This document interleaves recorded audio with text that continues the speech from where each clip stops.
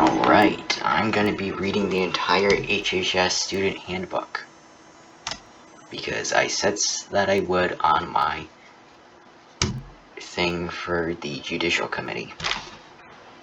So let's start with the mission statement.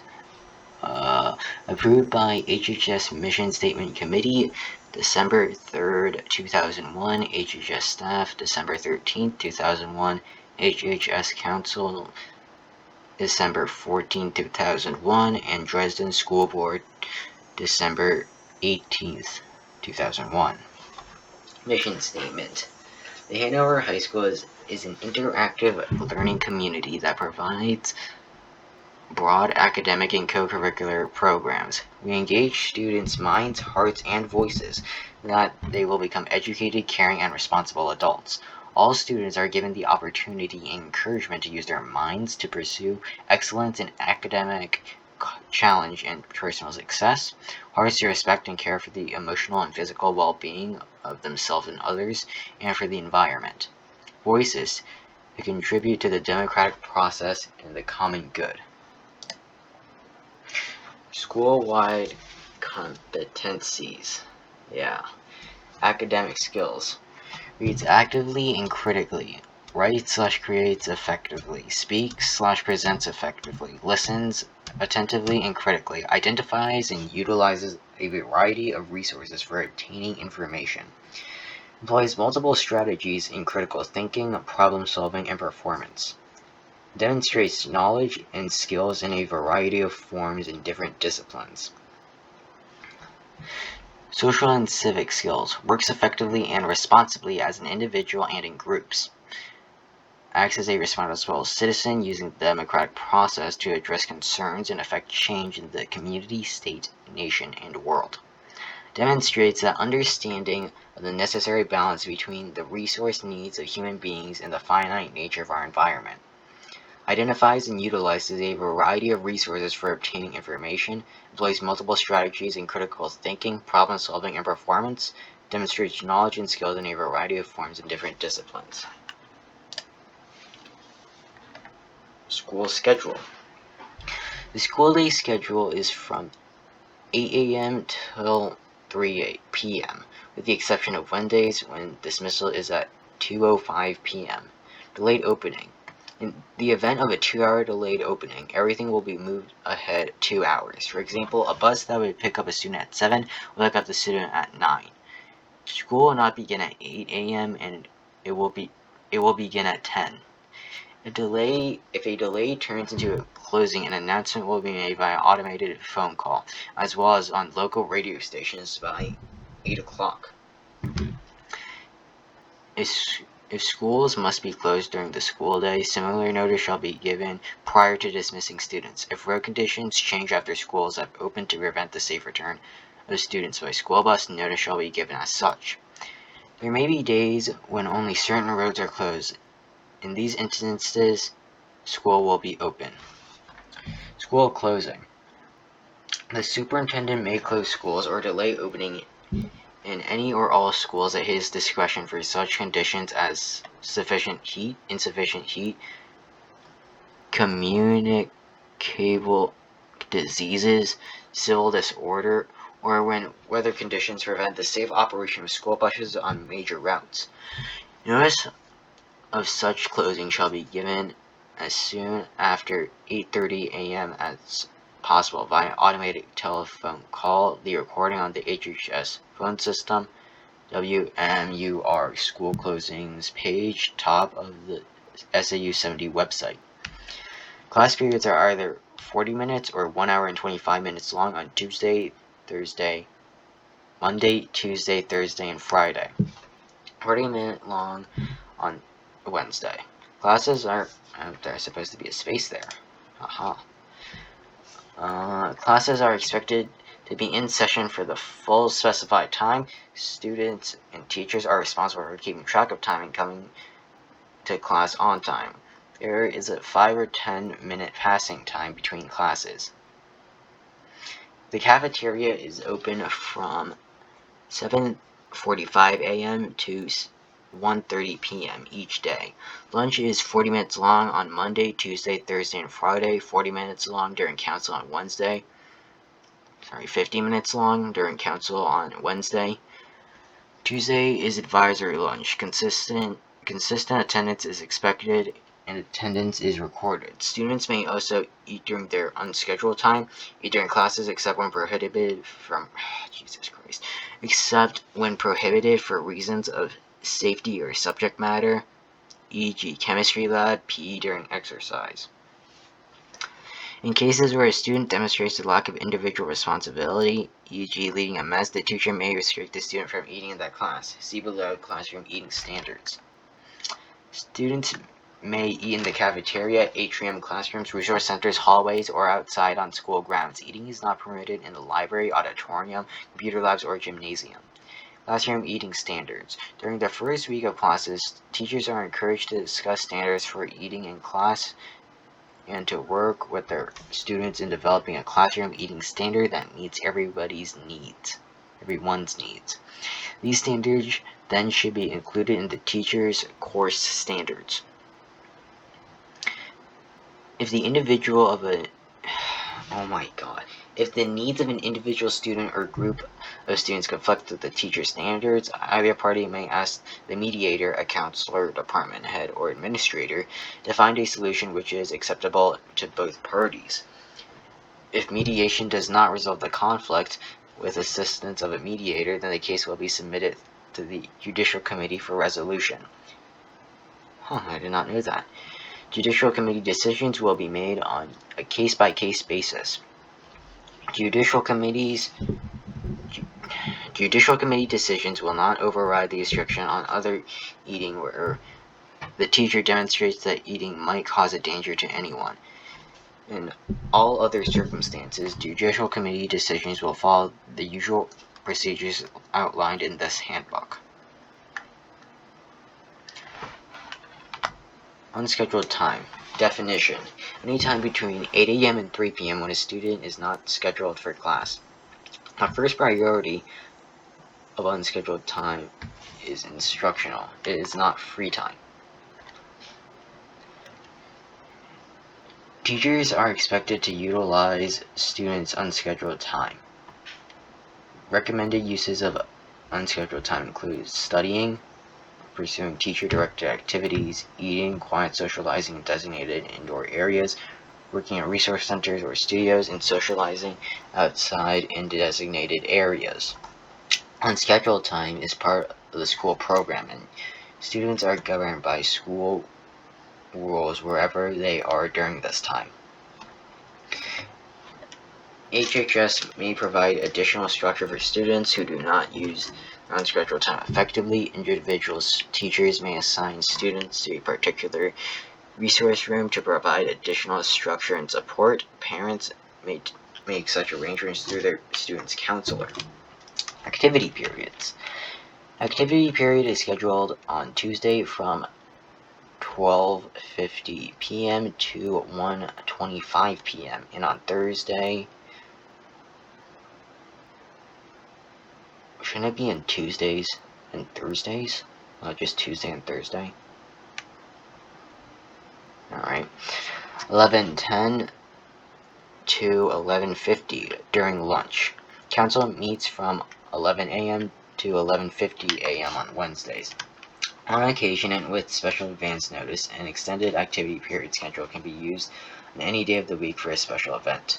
Advisory. Advisory is a mandatory part of the Hanover High School social emotional learning curriculum. As such, consistent attendance is expected. Students are expected to be with their advisory group during these times. Campus is closed unless the advisory group goes on a walking field trip as a group. Advisory lunch meets on Tuesday, 11 a.m. to 11:50 a.m. Advisory circle meets on Friday, 12:50 p.m. to 1:25 p.m. Field trips. For any planned absence, including field trips and sporting events, a student must inform their teacher in advance. Alright, let's fix this. Where was it? There we go.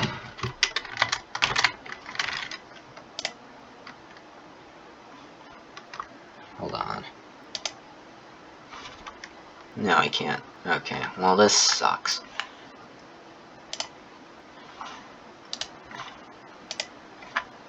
Anyways, what we just did, we did those co-curricular activities.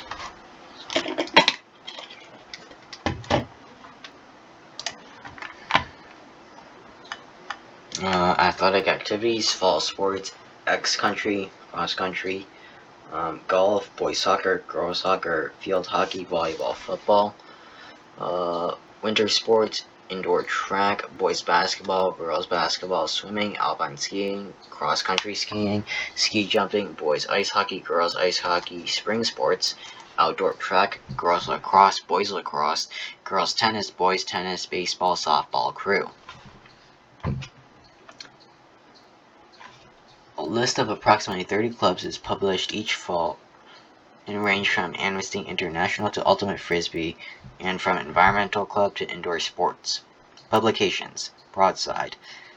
This school newspaper has become a forum for in-school political editorials as well as reporting Hanover High School events. Students from all grades may participate to make this publication meaningful for the school community. The Hanover High School Yearbook is directed by seniors under the supervision of a faculty advisor. Significant contributions are made by student staff members from all classes. Pen of Iron.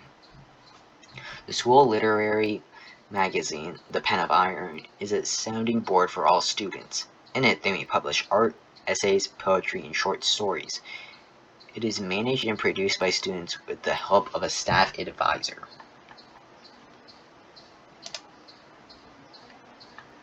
Building information. Accessibility. An accessible entrance with electric doors is located at the main entrance to the HHS. There is an elevator located in the counseling department corridor on the first floor, as well as an elevator near the stairs going into the auditorium. The custodian maintenance. The custodians and maintenance personnel work hard during the summer to have the school building in excellent condition at the opening of the school. The custodians alone cannot maintain the school in this condition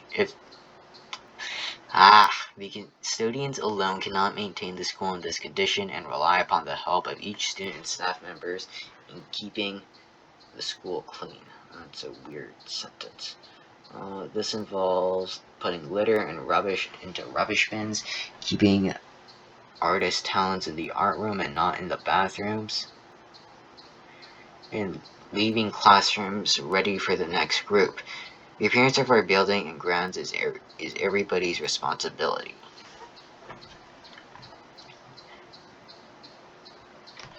Scheduling building use. To use a room or school faculty during school hours, a student or a teacher must clear a request through the main office receptionist.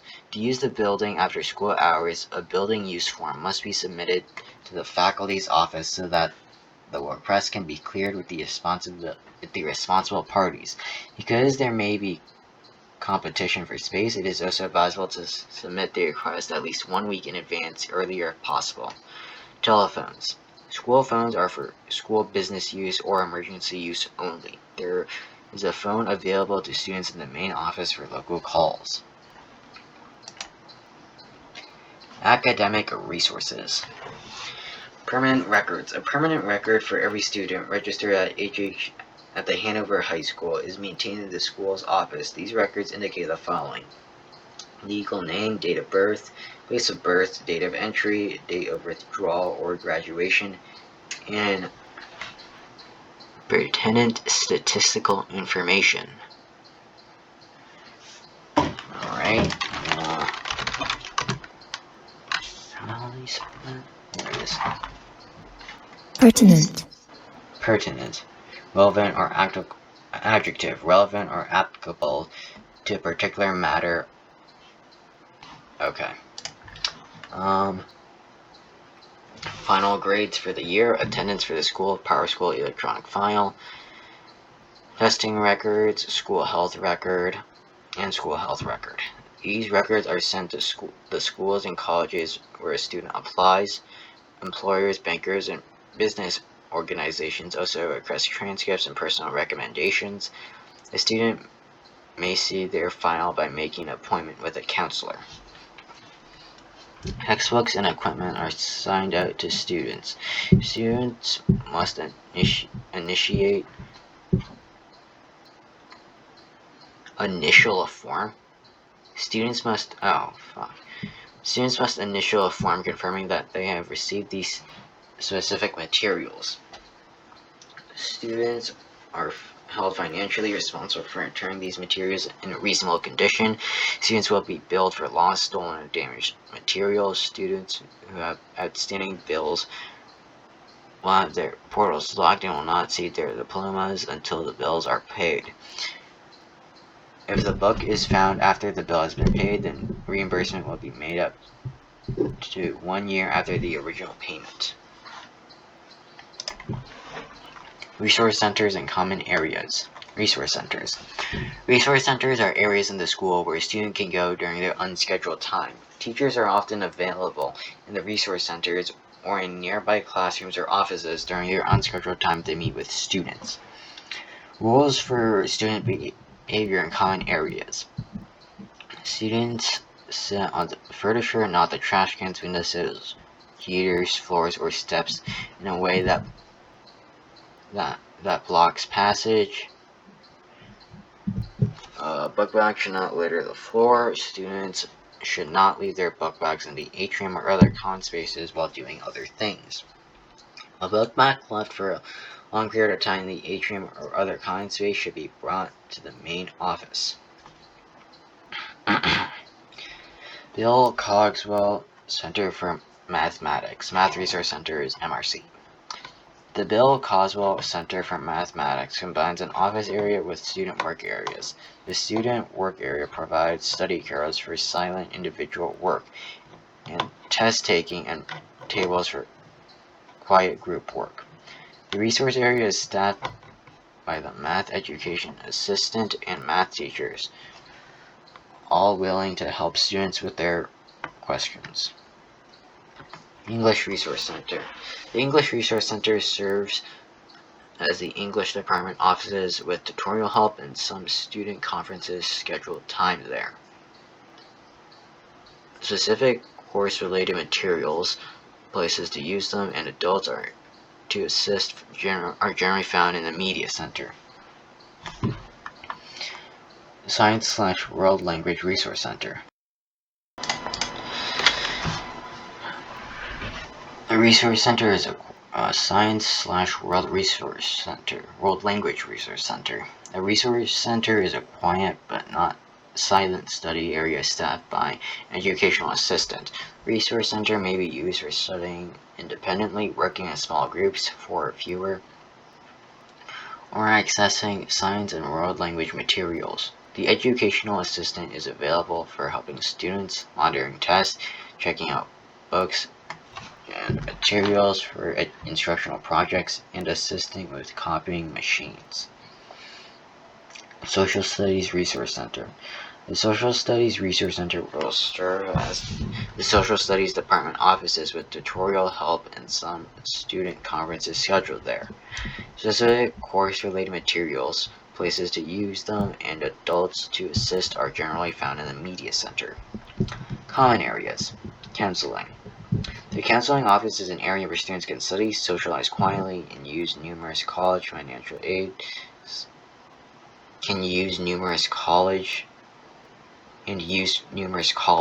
Financial aid, private school, summer program, and alternate learning reference materials. Alright. Computer labs. Computer labs are found in rooms 272, the Design Lab, and the Digital Arts Lab. The computer lab is considered a quiet work area where individuals are required to respect the rights of others. Specific rules governing behavior will be displayed in the computer lab.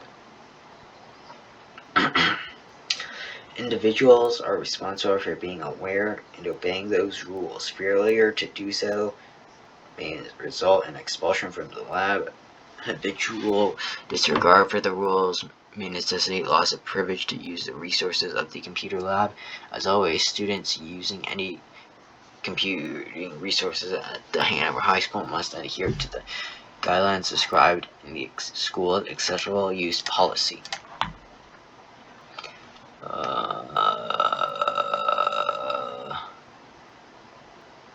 I might read that. That'll be in a different one. Room 272. The upper lab area contains Macintosh desktops, charging stations, and the help desk. The lab serves both individuals and classes and provides access to software to support instruction. Teachers are not requested to schedule class time in the lab at least 1 week in advance. Are required. Jesus Christ. Teachers are requested to schedule class time in the lab at least 1 week in advance. When classes are not scheduled, the lab is open to individual students on a first-come, first-served basis. Design Tech Lab. The Design Tech Lab is located in the basement and provides access to specific software used in technology and design courses. These computers are used in conjunction with scheduled courses and are available to students outside of class with teacher permission only. Digital Arts Lab. The Digital Arts Lab is located near the athletic entrance and provides access to specific software and printers used in art classes, including but not limited to InDesign and Photoshop. These computers are used in conjunction with scheduled courses and are available to students outside of class with teacher permission only. Design Lab. The Design Lab is open to all students. The only restrictions are students that have something definite to do, i.e. complete plans of a project, pay for the materials used, work only when the labs are open, not exceed their capabilities concerning the design lab machinery, have received personal permission before beginning. A more detailed open lab policy is posted in the design lab. The atrium is a singular and special place in the life of Hanover High School, has evolved to become an informal space where the following can happen: socializing, doing schoolwork, especially group work, thinking and reflecting, club and group promotion and sale activities, presentation, displays by outside groups and organizations. And in order for these things to happen well, some general expectations should be followed. Watch the level of your noise, vocal and electronic, be cheerful, social, pleasant. Clean up your table when you leave, even if it isn't your trash. Be an active citizen of the atrium. Keep it special. Remember, the atrium is the first thing visitors to see us. Remember, the atrium is the first thing visitors to see us. Wouldn't it be the atrium is the first thing visitors will see us? Make it good. Alright. Library. Hours 7:30 a.m. to 4 p.m. Monday to Friday. Hours are subject to change based on staffing. Purpose.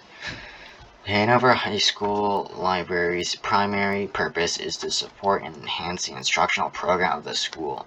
It serves as the focal point for all types of resources, print and electronic, in-house and online. It is the place where students can expect to receive their help locating and using information. Students are encouraged to ask questions regarding their research as well as their leisure reading needs, and to make suggestions for materials that they would like the library to purchase. Student expectations. The library should be thought of as an environment where students are able to study, do research, and read. Students may use room 171, the main area of the library, for group study and browsing whenever classes aren't scheduled into them. The level of noise should not exceed a normal conversation volume, and should not make it difficult for other students or staff to do their work. While talking and studying in pairs or groups is permitted in room 171 and the classroom area 172B. Talking is not allowed in 172, silent room, silent study. Silent study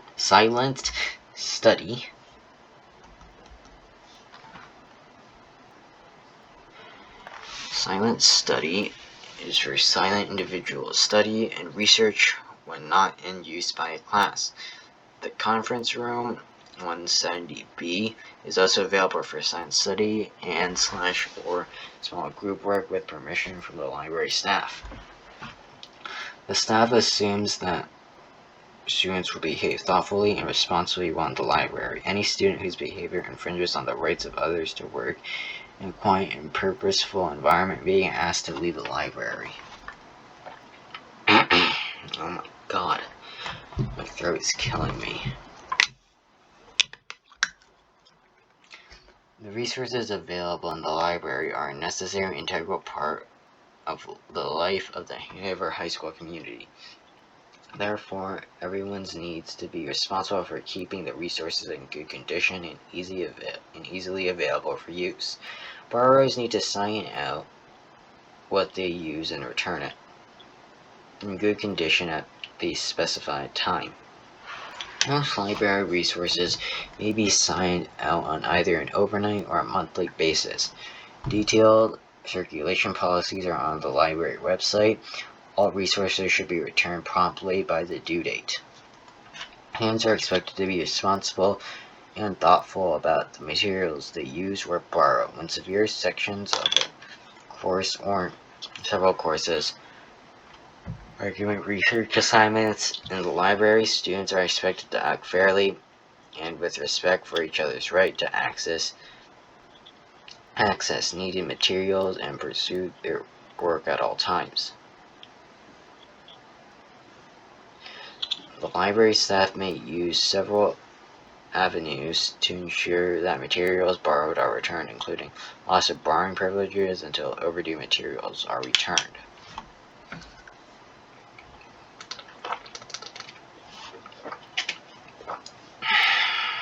Alright. Confidentiality of library user records. The Hanover High School Library complies with the New Hampshire Library Records Confidentiality Law, HB 36, passed on July 21, 1979. This act protects the confidentiality of library user records. Library user records include library information system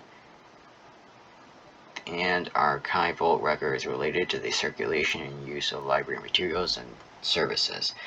These records are confidential and shall not be disclosed without the consent of the user or pursuant to subpoena or court order.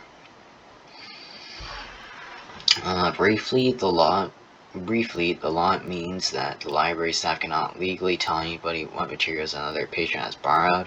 Students or staff who wish to borrow materials signed out by another patron will not be told who has the material. A member of the library staff will attempt to obtain the needed material for the borrower. Overdue notices. Overdue notices are emailed to students quarterly. The library does not charge fines for overdue materials. However, the students will be billed for the replacement cost of the material at the end of each semester. Access to other library materials may be restricted until the bill is paid or the materials returned.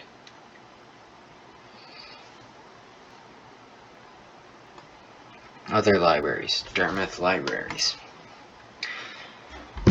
Baker Library is located across the green from Hopkins Center. Hanover High School junior and senior students are permitted use of the library research facilities at Dartmouth College only after they have exhausted resources at the high school and town libraries, and through the high school, the state library.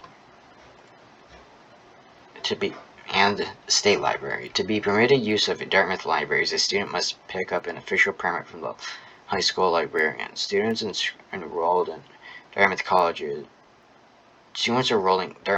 courses will receive their permits through the mail. Unless the student is enrolled in a Dartmouth course, only one non-renewable 2-week permit per student per year is allowed. The Howe Library is located on East South Street in Hanover. That's a weird-ass name, but okay. And is an attractive space for doing schoolwork and for reading. Students living in Hanover and Norwich are eligible for a library card at no cost. The school purchases cards for tuition students so that all students may use the library at no cost. To obtain a card, the student should go to the main desk at Howe. Hanover High School will assist Howe Library with collecting fines from tuition students for overdue materials, since use of the library has been arranged through the school. In these cases, outstanding Howe Library bills, it will become a financial obligation to the school if Howe is unable to collect monies for overdue or lost materials. I've never seen that before.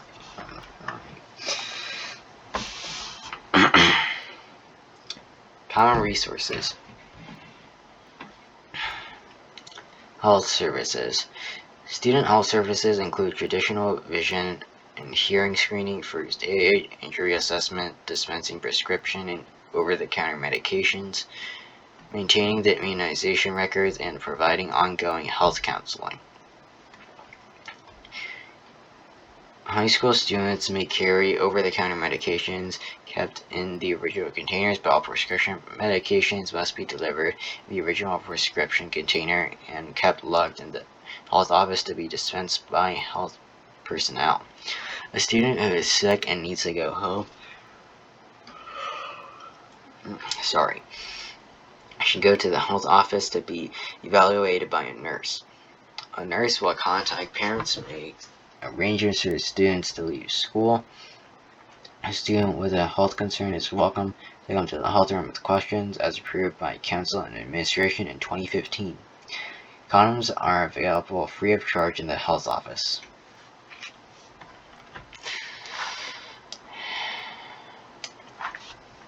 Nick Beard Opinion Board, passed by the Council, spring 1992.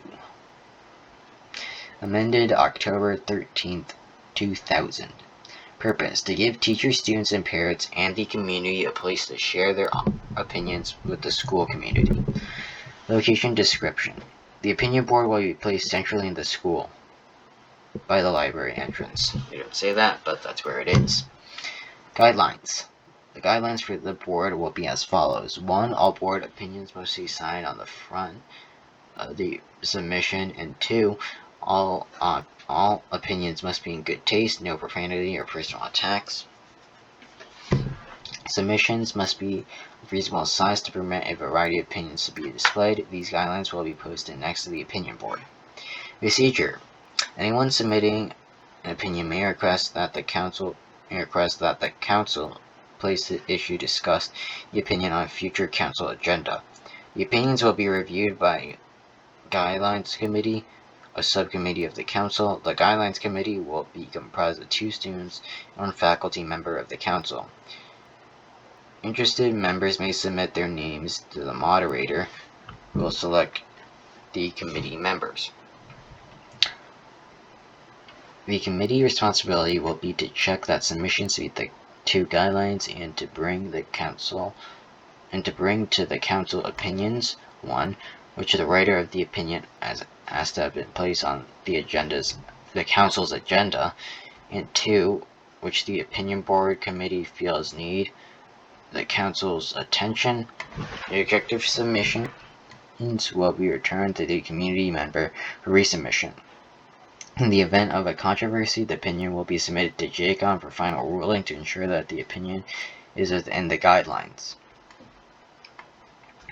The opinions will be posted on Friday for a period of 2 weeks, and at the end of that time, if the person wishes to keep his or her opinion posted, that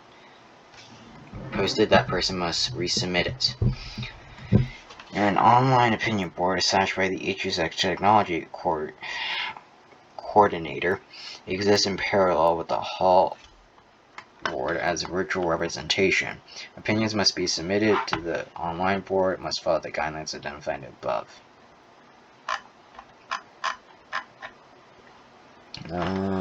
School governance.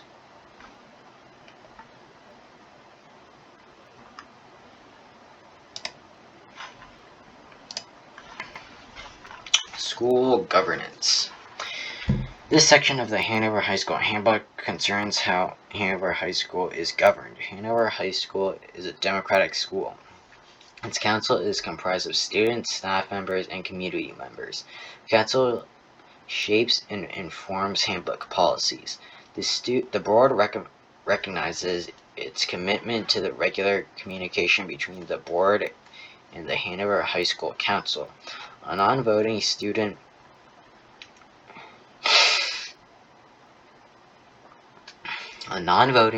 representative attends board meetings and is responsible for presenting the interests of the council to the board and to bring the board specific proposals and items for concerns. The council also has regular meetings with the Hanover High School administration, who then bring specific proposals and items of concern to the Hanover High School staff.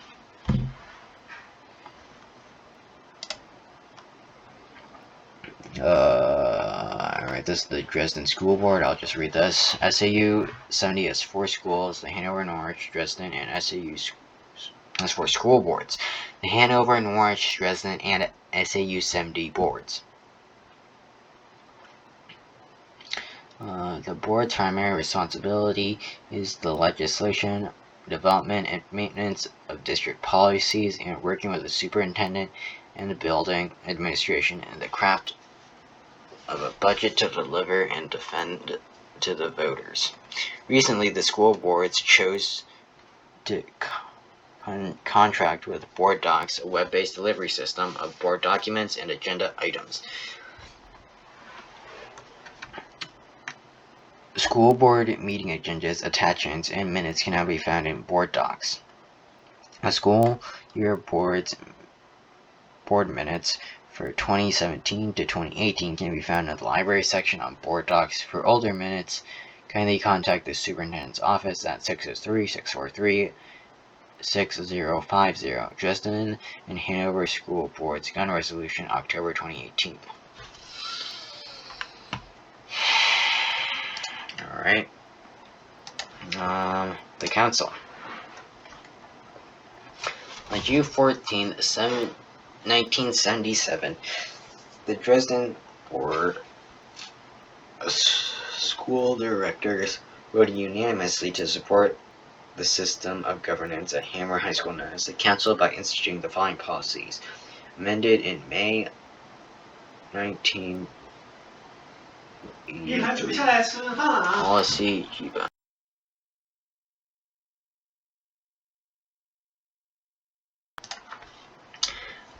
On June 14, the 1770, Dresden School Board of Directors voted unanimously to support the following system of governance at Hanover High School known as the Council by instituting the following policies, amended in May 1973. How long is this?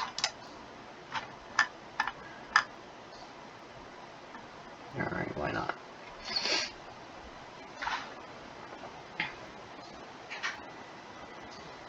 Alright, school governance, the council. It shall be policy of this board that the organization named the council, in all caps, shall be the governance body at Hanover High School, representative of students and staff. The composition of the council shall be as follows. The council shall consist of no more than 48 members elected in the spring of each year in the following manner. A. Any member of the Hanover High School community, students, staff, including support staff, may place his or her name in nomination for election to the council. B. A school-wide election is held and the council shall be elected based on the following proportions. Incoming sophomore, juniors, and seniors vote for 5 members from their respective classes. Faculty and staff vote for 6 members for the faculty and staff. In addition, all of the above constituencies plus present seniors vote for 11 at-large members chosen from the entire list of candidates. 4 incoming 9th graders from the Richmond School vote for 4 members from their own class. 5 incoming 9th grade tuition students will meet together in September of their 9th grade year and hear statements from any of their numbers who wish to run for the council. These students will elect one student from the 9th grade tuition students to represent them on the council. Incoming new students from grades 10, 11, and 12 and Dresden 9th graders who did not attend the Richmond School will meet together in September of their first year at the Hanover High School and hear statements from any of their numbers who wish to run for the council. These students will elect one student from the new student group to represent them in the council. Each class delegation, the faculty slash delegation, and the at-large delegation will have an alternate selected according to the council bylaws. 8. Up to 5 but not fewer than 2 committee members, at least one of whom must be the parent of the Hanover High School student, shall be selected by the school administration and approved by a majority vote of the council each spring. 4 committee members will be regular members of the council, and the 5th will be an alternate who will vote when a community member is absent. The council shall have the authority to act on all matters at Hanover High School, not controlled by school board policy, state law, administrative regulations established by the superintendent of schools, and rules, regulations published in the student handbook of Hanover High School. The student handbook shall be reviewed and approved for publication each spring by the council and the administration.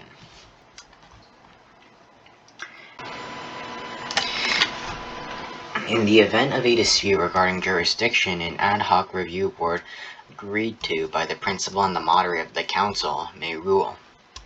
The review board shall be composed of 2 staff, 2 students, a representative of the superintendent's office, a representative of the Dresden School Board, and 1 community member. The findings and advisory opinion of the review board shall be determined by majority vote and submitted to the moderator of the council. And the principal of the high school.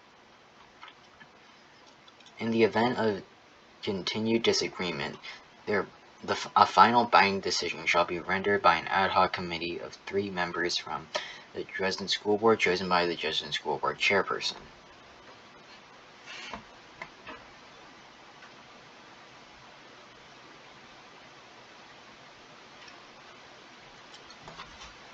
The principal of the high school shall hold the power to veto any action of the council. Any jurisdictional issues must be resolved prior to a veto and may not be raised after a veto. Such vetoes must be comprised by a written explanation. The council, by a 2/3 majority vote of all members present, may overrule the veto of the principal. Oh, that's good. A public hearing on the issue must precede such action by the council. The Judiciary Committee of the Council is established to review the decisions of the administration in discipline cases when students believe they have been treated unfairly. The Judicial Committee's decisions on innocence are binding upon the administration. If the Judiciary Committee determines that a student is guilty, it may either affirm the administration's punishment or recommend a new punishment that the administration must consider before imposing a new punishment. Shouldn't they say the new punishment? Alright. Further appeals by the students may be to the superintendent of schools or the superintendent's designee pursuant to the regulation JCE entitled Student Complaints and Grievances, Dresden School Board adopted 14th of June 1977, revised. All those dates. I don't care, I have to read them. Wait, did I read? No, I did not read that stuff. Okay. Regular meetings of the council are held once each week, Wednesday, 10:15 a.m. to 11 a.m. By the way, it is raining, so I'll close my window.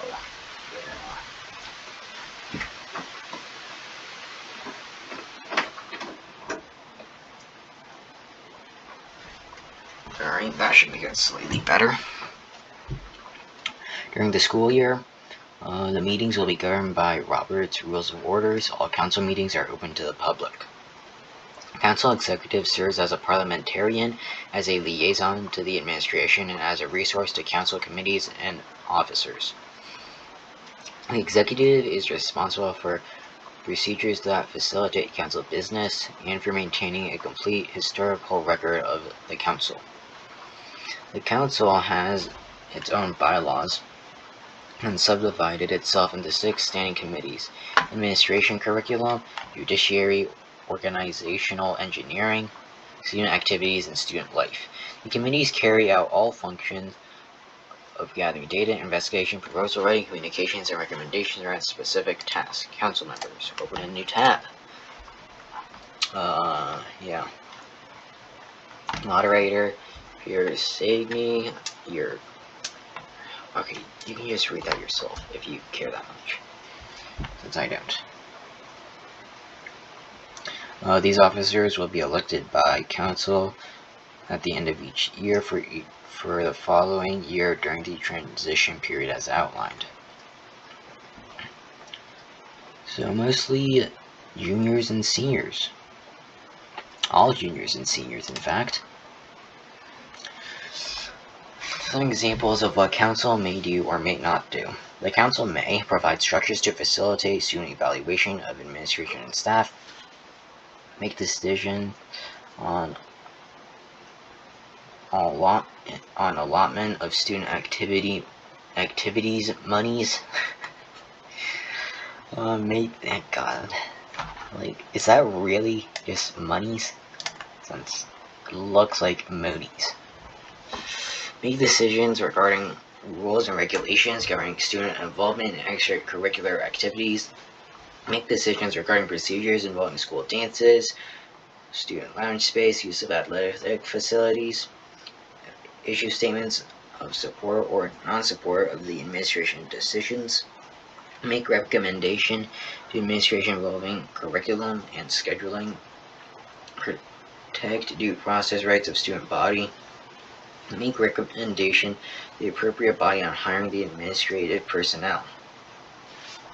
The council may not make decisions on the scope and substance of curricular and extracurricular activities.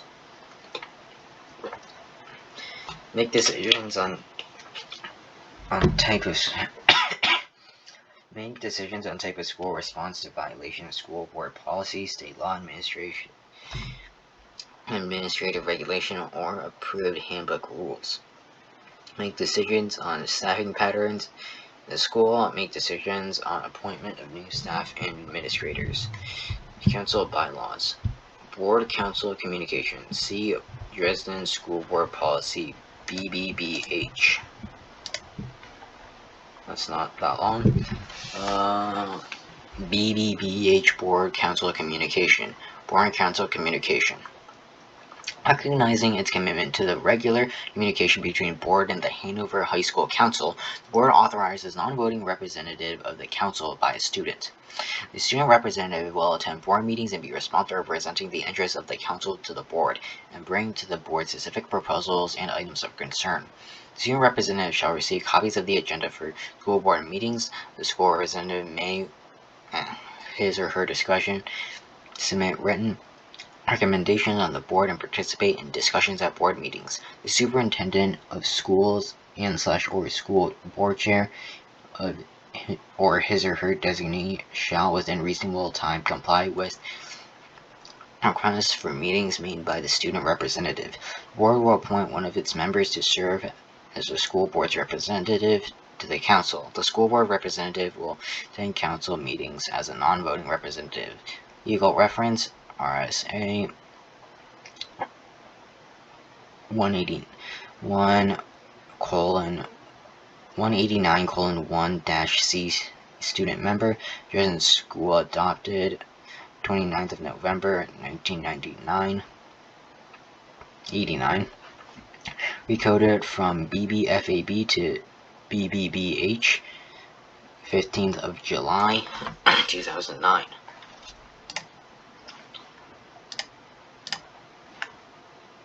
And okay. Skip Bean Democratic School Award. The hell? Passed by the Council Spring 2000. Council sponsors this award that is given to a person or group in the school or community who furthers the purpose and ideals of a democratic school. This award is named in the honor of Linwood Skip Bean Jr., Associate Principal of Hanover High School from 1970 to 1997. Mr. Bean was a founding father of the council and had an outspoken advocate for and supporter of democracy at HHS. To nominate someone for this award, which can be given at any time, any member of the school community may write a short statement telling why the nominee should receive the award and submit the signed statement to council. The recipient of the award shall receive a bag of beans, jelly, coffee, etc. Nice. The recipient picture will be posted on the council bulletin board together with nomination statement, photos, and statements then will be gathered for an award album. Student inclusion on search committees. The following motion passed at the September 24th, 1992 meeting of the council, amended to include head coaches at the next meeting. Was approved by Committee on Instruction, COI, on October 22nd, 1992. The council recommends COI that 2 students be included on all search committees for professional staff, administrators, and head coaches. The student parentheses S will be chosen by the coordinator of the supervisor.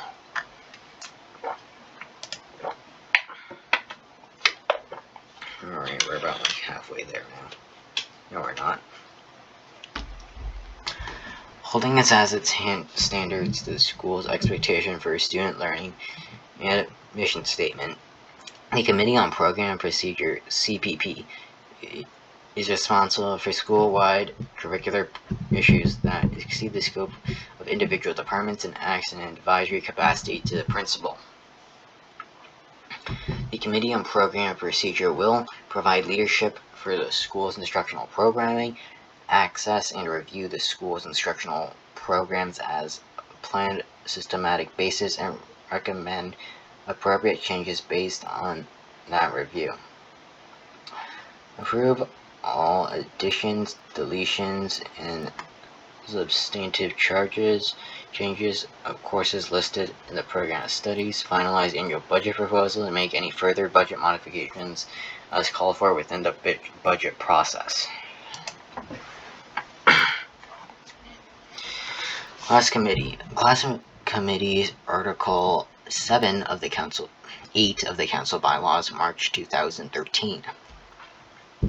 Class functions are organized by class committees. Class committees are formed and governed under Article 8 of the Council Bylaws. A. Membership. Sign-ups for the class committee will be held the same week as council elections. Any student can sign up, but they must maintain steady involvement in meetings and fundraisers in order to be considered a member. Purpose. To raise funds for activities it deems appropriate. Possible activities include graduation, senior prom, yearbook, A gift that is donated to school, class field trips, and activities. 2. Communication with the class. The class committee has the ability to call a class meeting with reasonable notice. C. Structure. 1. There is no informal structure that is required within the class committee, i.e. chairperson, secretary, treasurer, etc., as long as the committee is functional. One person must be in contact with the council member. D. Class advisor. 1. Purpose. To work closely with the class committee to set up yearly class activities and fundraisers. E. Participation. 1. Class committee members need to actively participate in order to achieve class goals. Failure to participate and/or attend meetings diminish this. 2. Advisors should review transcripts of activities to verify active participation in class committee meetings and activities. At the end of the year, the advisor will send a list of active members to guidance. Judiciary Committee. That is what I will hopefully join, since I'm going to be a really good judiciary person. Anyways, Judiciary Committee. The appeal of such disciplinary action will be written by the appellant by 3 p.m. of the school day following such disciplinary action. Students wishing to use this committee should get an appeal form from the main office and contact the chairperson on the same day of the administrative decision. Copies of rules of operation for this committee may be obtained in Article 7F of the Council bylaws, or from the chairperson of the committee, principal, or the associate principal of the school. Members of the Judiciary Committee will be elected from the general student body. 1. Students may run for council as well as JCOM. 2. Elections will take place during the council elections in spring. 3. Freshmen will vote in the fall during orientation. 4. There will be 2 students from each grade as well as 2 staff members. 5. Nomination forms are required, but other forms of campaign are not required. 6. Individuals will vote for 2 members from the grade or staff. A chair, which cannot be a staff member, selected by the members of the Judiciary Committee. It will be the responsibility of the chair to ensure the proper functioning of the Judiciary Committee. The Council Executive will serve the Judiciary Committee as a non-voting member and a resource for the chair. Anyways, Council bylaws. That's not what it is. Oh. Okay, there we go. Okay, so this is basically just, I already read this. This is basically just stuff that the Judiciary Committee does.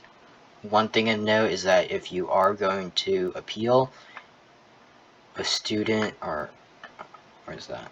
I don't know. It said somewhere that a parent is, yeah, so basically if you do an appeal, and you should probably get one of your parents to look at it, or like be there. You can also get a person, like an attorney, to basically be your lawyer if you want to. Yeah. Other than that, I recommend you read it for yourself, since I don't want to read it right now. I mean, I have. I just don't want to right now. Restorative practices. The purpose of the Restorative Practices Program is the improvement of citizenship in an individual student, resulting in the enhancement of the overall quality of life at Hanover High School. The Resources Practices Program is designed for students who have A. violated the Academic Integrity Policy, AIP, or B. at the discretion of the Associate Principal, been involved in other significant behavioral incidents. It is designed to help students take responsibility for their actions, recognize that their conduct caused harm to others, make amends, and integrate into the community. There are 4 key principles of the restorative practices process: respect, responsibility, restoration, reintegration. Students have the option to not participate in restorative practices. In cases where the student has accepted responsibility for AIP violations, the associate principal will contact parents/guardians to set up a meeting and inform attendees at this meeting. One, of the purpose of the restorative practices as outlined above. Two, that the consequences will be determined by consensus during the conference and recorded in a contract, which will be signed by all parties. If the student does not fulfill the terms of the contract, they will receive the base consequences. That the restorative practices is outlined in the student handbook. B. In cases involving other significant behavioral incidents, the associate principal will, through discussion with the restorative practices coordinator, determine who has been affected by the student's actions and if the case is appropriate for the program considering how significant the behavioral incident is. If the student accepts responsibility of the action and if holding a restorative practices conference would have a position influence on reintegrating the student into the school community.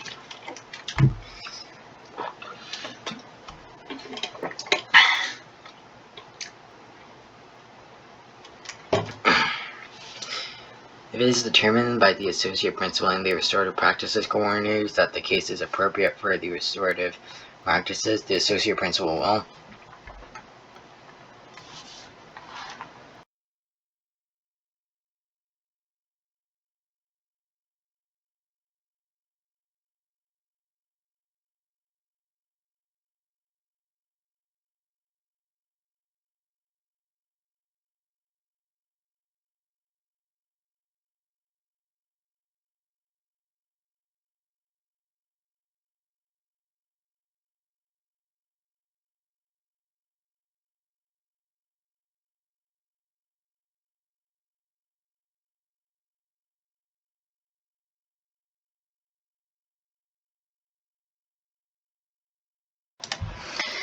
Two, if it is determined by the associate principal and the restorative practices coordinators that the case is appropriate for the restorative practices, the associate principal will 1. Contact parents/guardians to set up a meeting.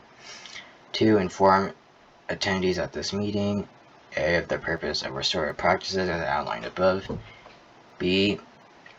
Consequences will be determined by the consensus during the conference and recorded in contracts which will be signed by all parties. If the student does not fulfill the terms of this contract, he or she will receive the base consequences. C. That the restorative practices process is outlined in the student handbook. It's longer than expected. Restorative practices program. If the student is interested in the restorative practices program, A. The associate principal will contact the appropriate coordinator of the restorative practices. B. The coordinator will set up a meeting with the parents and student to discuss the option and describe in greater detail what a restorative practices conference entails. If the student decides to pursue restorative practices, the coordinator will 1. Inform the associate principal and the affected parties of the restorative practices case to ask if they would like to participate in the conference. There is no obligation for those contracted to participate. 2. Determine the construction of the conference after conferring with all concerned parties at the very least. The conference will include the coordinator, a student, and their supporters. It may also include the affected party or parties, their supporters, the associate principal, and other members of the staff and/or administration. Cases involving one or more students, each student will participate in a separate RJ process and conference. The coordinator will schedule a date and location for the conference and inform all appropriate parties. In pre-conference meetings held with all of the participants, the coordinator will review a list of questions to be asked during the conference. The coordinator may pose follow-up questions during the conference as needed. Restorative questions to respond to the challenging behavior. What happened? What are you doing about at the time? Or what have you thought about since? Who has been affected by what you have done? In what ways? What do you think you could do to make things right or improve the situation and move forward? Restorative questions to help those affected by others' actions. What do you think when you realized what affected others? What impact has this incident had on you and others? What has been the hardest thing for you? What do you think can happen to make things right?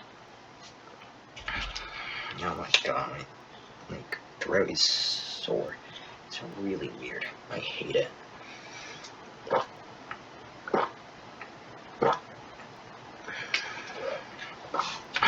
Alright.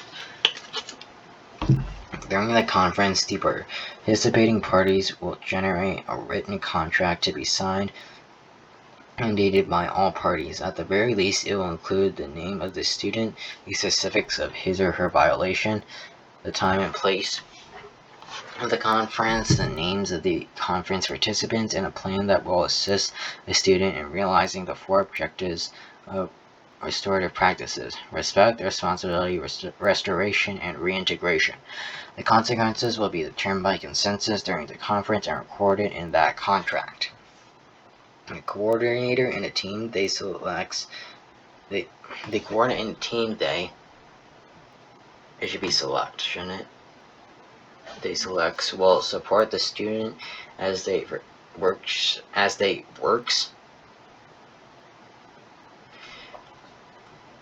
They select will support the student as they works. Yeah, so the word they doesn't really work with they selects or they works. But they select will support the student as they work to fulfill the conditions of the contract. The team may consist of administrators, classroom teachers, counselors, parents, and/or other students. The RP coordinator will oversee fulfillment of the contract. If the student does not fulfill the contract, they will be assigned to the appropriate consequences for their violation. H. A copy of the signed and dated contract will be given to the student. Additional copies will be retained in the associate principal's files as well as in the coordinator's files. The Restorative Practices Conference, passed by Council April 25th, 2014. The Restorative Practices RP Coordinator is responsible for organizing the RP conference. The RP Coordinator determines who should be invited to attend the conference by speaking with those involved, including the student, the dean, the affected parties, the supporters, and supporters. Those invited are not obligated to participate. If an individual chooses to participate, they is invited. Should be they are invited. They are invited to meet with the RP coordinator prior to the conference. During the conference, the student has an opportunity to acknowledge the impact of their actions and make amends. Those affected have the opportunity to have the harm or loss acknowledged. The RP coordinator facilitates a respectful and collaborative process that helps the student identify actions they can take to repair the harm done. At any point, the student may elect to end the conference and withdraw from the RP process. During the conference, the receiving parties will generate and sign a written contract. At the very least, it will include the name of the student, specifics of their violation, time and place of the conference, the names of the conference participants, and a plan that will assist the student to realize the 4 adjectives of restoration. Okay, yeah, you know them. Okay, the contract will be signed and dated by the parties, and a copy will be given to the student. Additional copies of the signed and dated contract will be retained in the dean's files as well as coordinator's files. Safety protocol.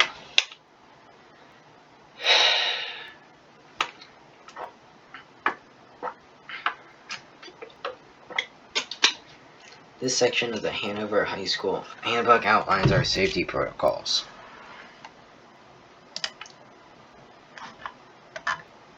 This isn't too long. Suspected alcohol or drug violation.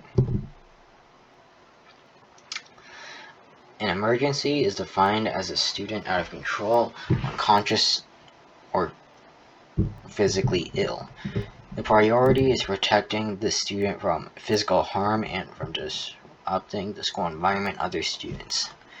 That is a very bad definition. You need something like better than that, especially as a student out of control. That could mean literally anything.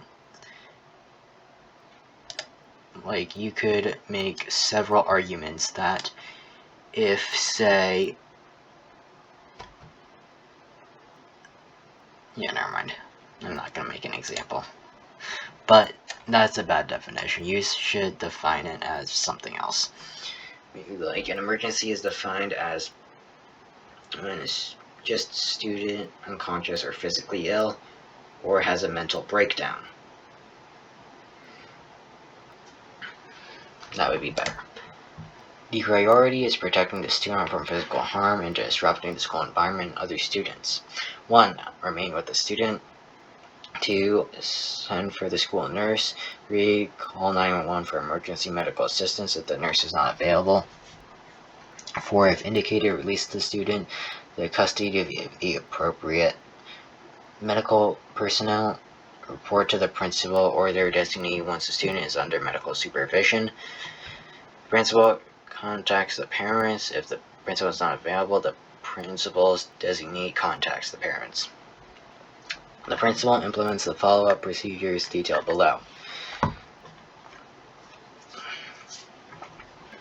When there is reason to suspect an alcohol or drug violation by a student, even if the evidence is inconclusive. Okay, well, that's a little interesting. The principal or their designee contacts the student's parents. The principal or their designee requests that they hand over police department send an officer to the school. If the police officer does not take custody of the student, the principal or their designee requests that a parent take the student home. If the police officer does not take custody of their student and a parent is not available, the principal or designee can require the student to stay at school until the student can be released into custody of a responsible adult. Follow-up procedures. The principal or their designee meets with the student and their parents and determines the consequences for the violation. School independently determines whether it should impose discipline for alcohol or drug use, whether or not the police take action. The principal or their designee advises the student and their parents that a referral will be made to the student assistance team. After reviewing the incident, the student's assistant team may recommend that a student meet with a team counselor as a condition of reinstatement.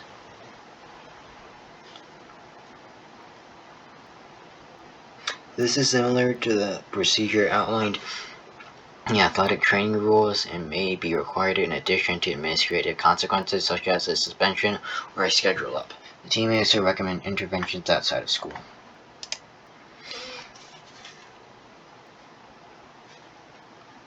Evacuations. When it becomes necessary to evacuate the school building, the following exhortations are in effect. Gather information, no elevator use when fire alarm sounds.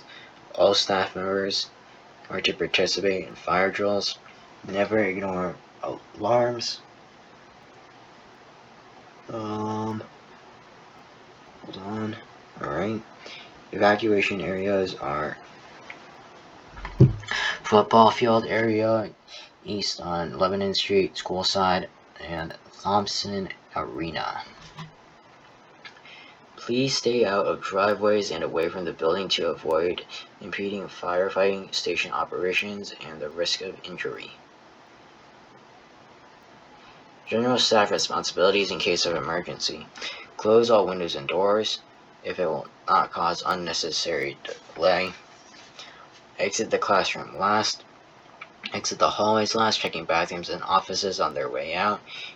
Using the direction marked by the arrows in the classroom toward the nearest exit. Assist handicapped individuals. Handicapped individuals will exit last. Stairwells are 1-hour fire safe zones.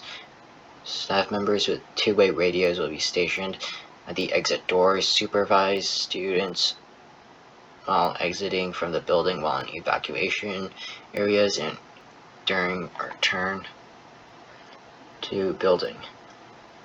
Move students away from driveways, parking lots, and the flagpole area. If a decision is made to evacuate their school ground, accompany students to the Thompson area when their arena, where students will meet with their common ground group. Staff members are responsible for their common ground groups and must take attendance. Thompson is a safe zone, and there will be emergency services available. Student responsibility. Students are expected to know the following. Follow instructions quickly and promptly. Exit in the direction marked by the arrows in the classroom for the nearest stairs/exit. Students not in classroom should go to the nearest stairs/exit.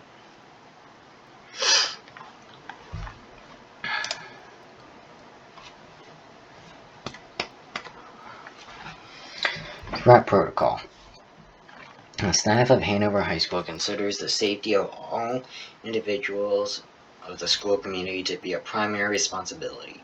In our educational mission, we take this responsibility most seriously and are committed to addressing any act or situation that could potentially result in danger to any member of our educational community.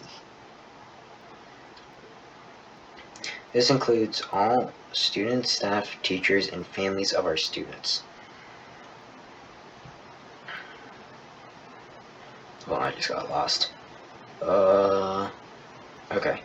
In response to events and actions both in our community and our society, the need to develop a threat protocol resulted in the creation of this document. Any action perceived as a threatening action will be responded through the following protocol. The following document should be considered a working document. The Hanover High School Threat Protocol team reserves the right to alter, delete, or add any requirements regarding the document that they determine are appropriate for responding to particular instances of any incident. Circumstances of any incident. That is what I meant. A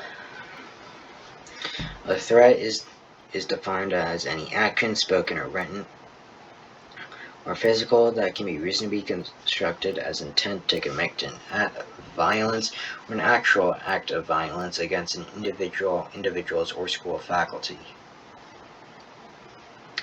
A student has an obligation to notify a staff member or the administration upon awareness of a threat. Threatening language or actions will not be tolerated regardless of intent.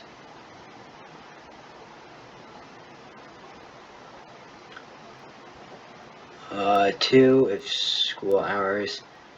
if during school hours an individual feels threatened or feels the school or other individuals within the school are threatened, then they must immediately notify an administrator.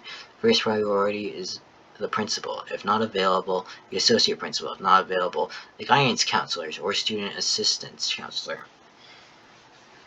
This notification will initiate the threat protocol. In addition, the individual should take what they deem reasonable, immediate actions to maintain the safety of school and its population.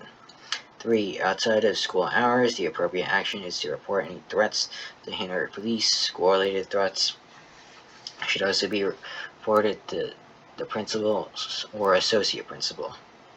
Confidentiality must be maintained except as it directly relates to implementing the threat protocol and school safety.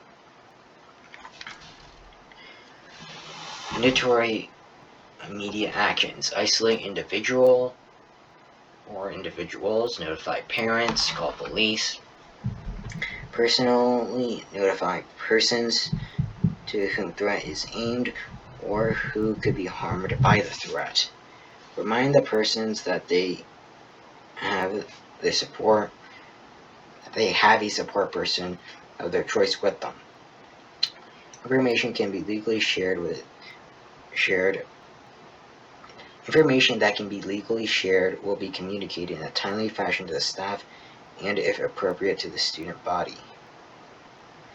based on the information, including input from staff, police, guidance, school psychologists, students, and others with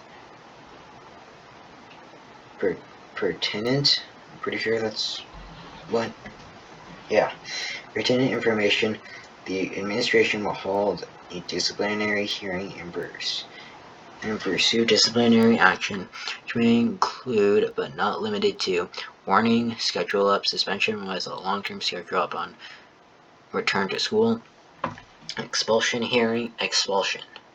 In addition, the school may request that the school psychologist or designated alternative psychologist evaluate the student before they return to classes. The purpose of this evaluation is to assess the possibility of the student continuing to be a danger to others in the future. A school psychologist will be involved in the student's re-entry up to school, including a meeting with a student or consultation with the outside psychologist. All individuals have the right to call the police and such or file charges at any time. Now, lockdown. Classrooms, offices, resource centers. Students must remain in classes, resource centers, and offices with staff members. Students in corridors, lobbies, and insecure areas proceed immediately to the nearest office. Students in corridor, lobbies, and insecure areas proceed immediately to the nearest classroom, office, or resource room. Students in the cafeteria and atrium proceed immediately to the chorus area. Staff members lock their doors that lead into the corridors, lock corridor doors if possible, and secure doors between classrooms. Windows are locked, blinds are closed, lights are off. Students lying on the floor or hide in the safest area of room and remain quiet. Staff takes attendance. Staff members secure on phone, listening to information and providing update as appropriate. Students turn off or mute cell phones. Students who are off campus should report to the Black Center. Note: in a lockdown, the student is biding time and shielding staff and students until the police arrive. In an evacuation, the student and staff are distancing themselves from the sources of danger.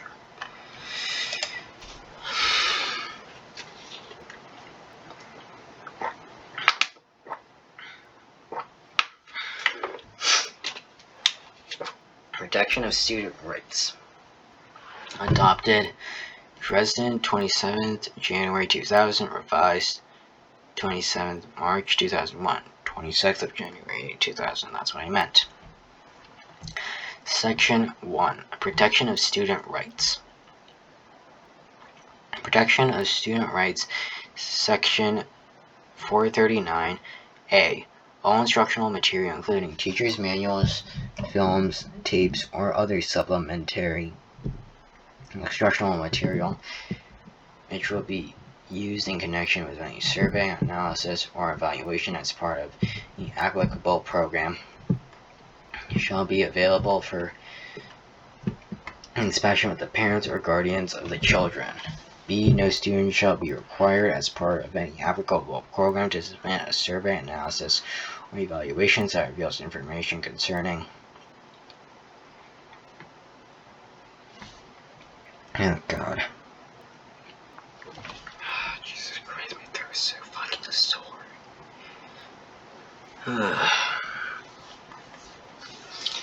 Alright, let's power through this.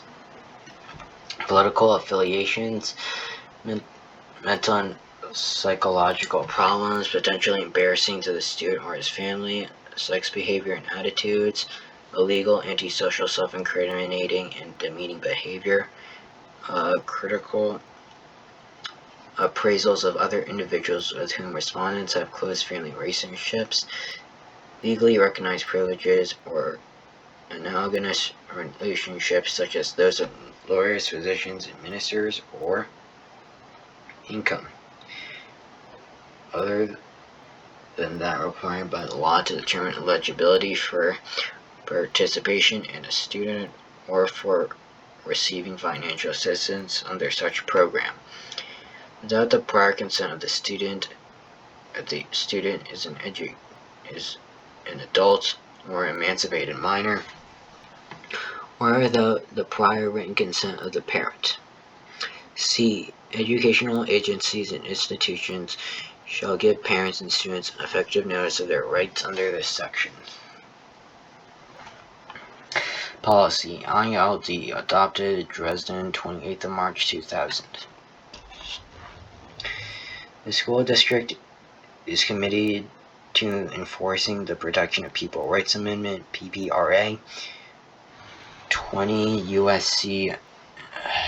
232H, included in the Goals 2000 Educate America Act of 1994. PPRA applies to all funding provided by the United States Department of Education and seeks to protect the rights of parents to inspect, survey, or instructional materials if these materials or surveys are funded by the U.S. States Department of Education. With respect to survey activity, survey materials, evaluation materials, and instructional materials used by students and by the United States Department of Education, the school district will make such materials available for inspection by parents. Obtain written parental consent of students are required to participate in a survey, analysis, or evaluation. And it reveals information such as political affiliations, mental and physiological embarrassing the student and his or her family, sex behavior and attitudes, illegal or self-incriminating behavior, such as use or possession of tobacco, marijuana, and other drugs. Critical appraisals of other individuals with whom respondents have close family relationships, legally recognized privilege or analogous relationships, such as those of lawyers, doctors, and ministers. Income other than that required by laws to determine eligibility for participation in a program or receiving financial assistance under such programs. With respect to voluntary surveys of students, parents / guardians of students will be surveyed. Being surveyed will be contacted by written notice in advance of the survey. This letter will include the purpose and benefit of the survey, whether participation is encouraged or required. Anonymity will be protected. When, where, and whom the survey will be administered. How results will be disseminated. Procedures for reviewing survey materials prior to administration.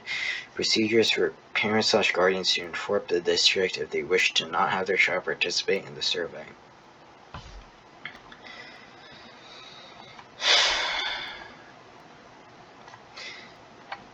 Parents or students who believe their rights under PPRA may have been violated may file a complaint to the U.S. States Department of Education Filing Compliance Office at 202-260-3887.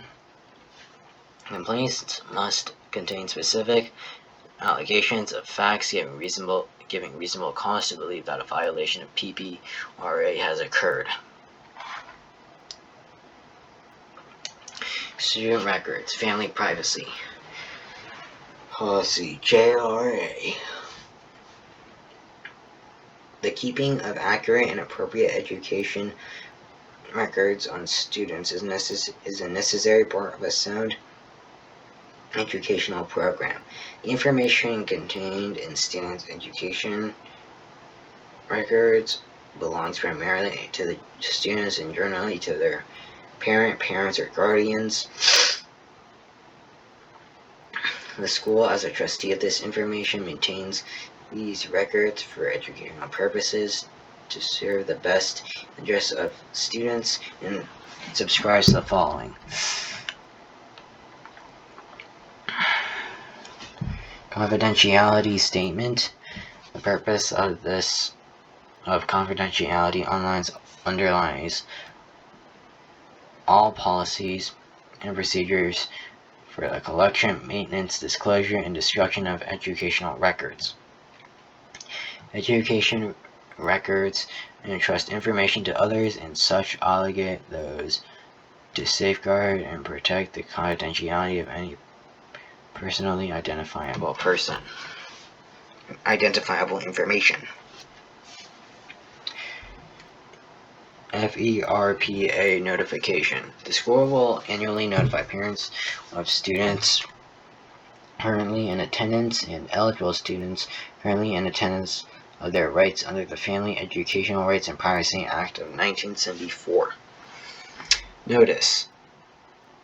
Notice will be given in a manner reasonably likely to inform parents and eligible students of their rights. The notice will include a statement. A parent or eligible student has the right to inspect and review the parent's education records. Any parent or eligible student may request the principal of the building to make available to him or her at the time specified the principal, the child's cumulative record folder. Any request for access to records shall be granted within a reasonable period, in no case more than 45 days after the request has been made. So no more than a quarter, basically. Cumulative record folders may be reviewed in a school building at a specified place in the presence of a school administrator or his or her designee. No material may be removed from the file, nor may the file be removed from the school. 2. Request the amendment of the student's educational records to ensure that they are not inaccurate, misleading, or otherwise in violation of the student's privacy or other rights, and be provided with a process which includes a hearing and the right to attach different perspectives to the record. Parents or eligible students who believe that inappropriate material is included in the student's record should submit a statement in writing to the principal of the building. The principal will review the statement and either remove the controversial. I was yawning, by the way. Okay? Remove the controversial material, or give a reason why this is not being done, and inform the parents or eligible students of their right to a hearing. Hearing may be conducted by any individual, including a school official, who does not have a direct interest in the outcome of the hearing. The decision shall be in writing within a reasonable amount of time after the hearing and shall be based solely on the evidence presented at the hearing. The parents or eligible students may place in the student's file a statement containing their belief that certain material is appropriate. The right to consent to disclosure of personally identifiable information contained in the student's educational records, except to the extent that the Act authorizes disclosure without consent. These exceptions include, but are not limited to, allowing disclosure without consent to school officials with legitimate educational interests. A school official includes a person who needs to review a student's education records, or information contained that in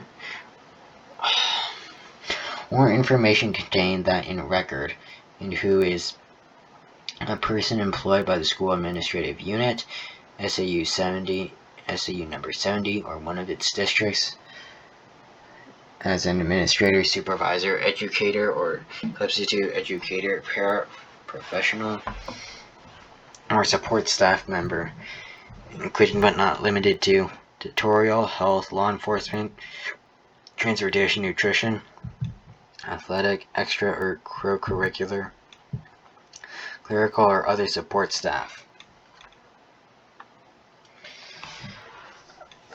A member of the school board acting on behalf of the board and with the recommendation of the superintendent. A person or company with whom the SU 70 or the school district has contracted to perform a special task, including attorney, auditor, medical consultant, therapist, and evaluator.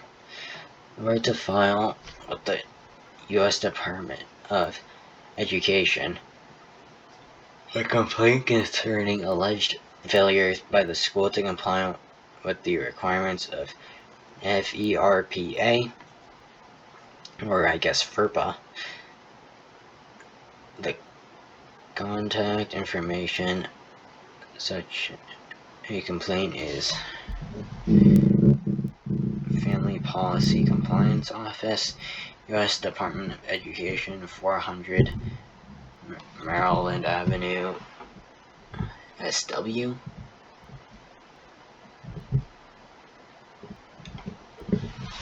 SW? What? SW.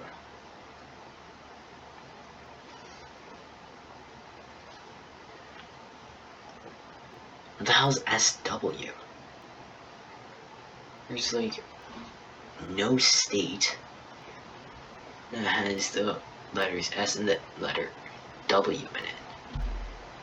Am I missing a state? I'm gonna go on this tangent until I find out what state it is. SW?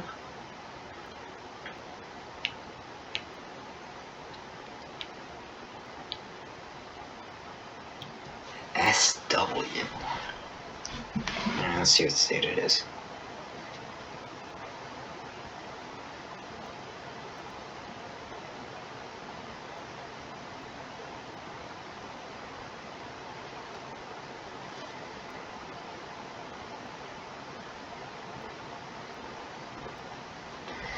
Hold on. I'll be there in just a second.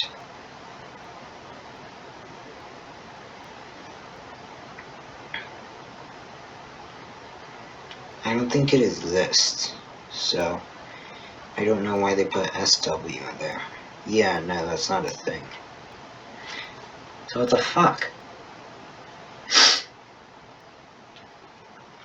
SW, Washington, D.C. 20202. Alright. The right to obtain a copy of school's private policy and written procedures or protocols related to student records. Directory information. The following information is designated as directory information. The school may release directory information without prior written consent unless the parent or eligible student informs the principal in writing that any or all of the information designated below should not be released prior without consent. Students' name, address, date of birth, dates of enrollment, parent or legal custodian's name and address, student grade classification, students' participation in recognized school activities and sports, the underweight and height of member, the weight and height of member of athletic teams, student diploma, certificates, awards, and honors received. The superintendent is responsible for the consistent procedural implementation of this policy on educational records for all students of the district. The procedure shall abide by all federal and state laws and regulations governing the collection, maintenance, disclosure, and destruction of educational records. There are the legal references. I'm not going to read on since I don't give a shit. Alright. Oh god, you got two more? Come on. Jesus Christ, how long is this one? Okay, that's not that bad.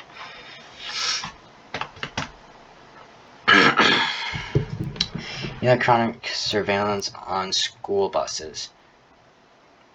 DSB policy EDB. The safety and personal security of students being transported on district school buses is the primary concern of this district's transportational program. The school bus driver has direct responsibility for the maintenance of a safe and secure environment for students riding the bus, because the driver must operate the bus and monitor the activities of the students on the bus. There may be occasions when it is prudent to augment the driver's observation by installing electronic surveillance devices on the bus. The following directives will apply to the use of electronic devices on district school buses. All district buses/vans may be equipped with electronic surveillance devices. Electronic surveillance may be authorized by district or SAU administrator. Either A, selectively on the buses, there are no safety or security problems. B, randomly to permit evaluation of daily operational conditions across the bus fleet. Tapes created by surveillance devices will be handled as personal and confidential materials and safeguard to protect the privacy of students and staff. The school administration will catalog and maintain custody of the tapes and will oversee the placing of surveillance devices and the replacement of tapes on buses as needed. Tapes will be viewed strictly on a need-to-know basis, and access will be ordinarily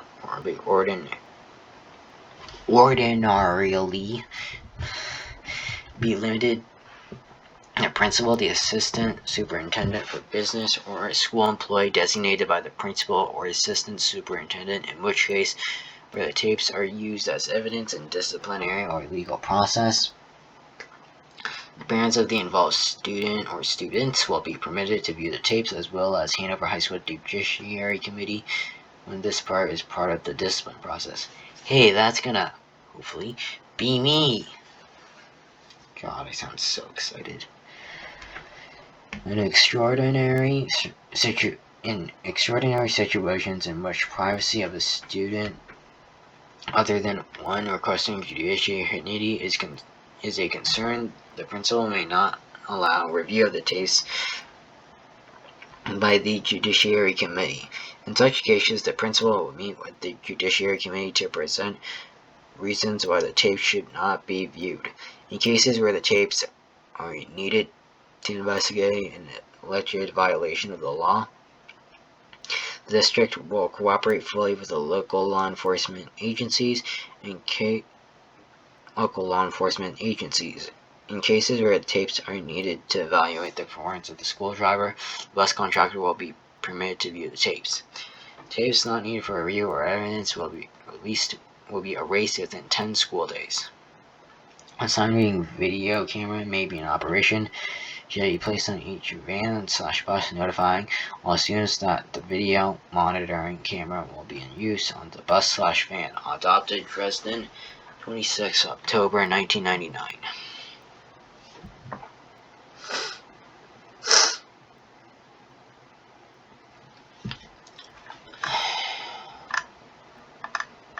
Oh God. School bus discipline procedures. Discipline will be handled according to the following procedures.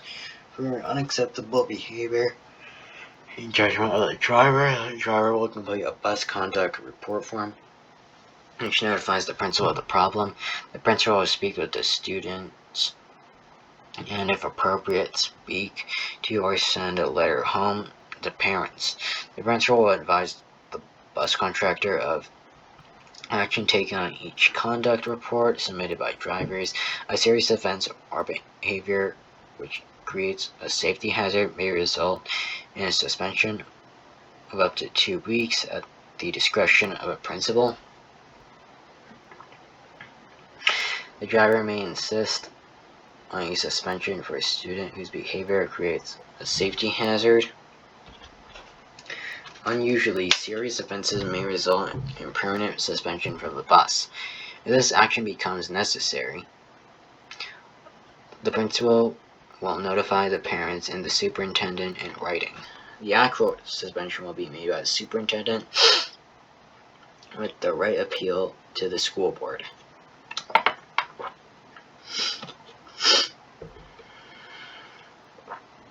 If a student is suspended,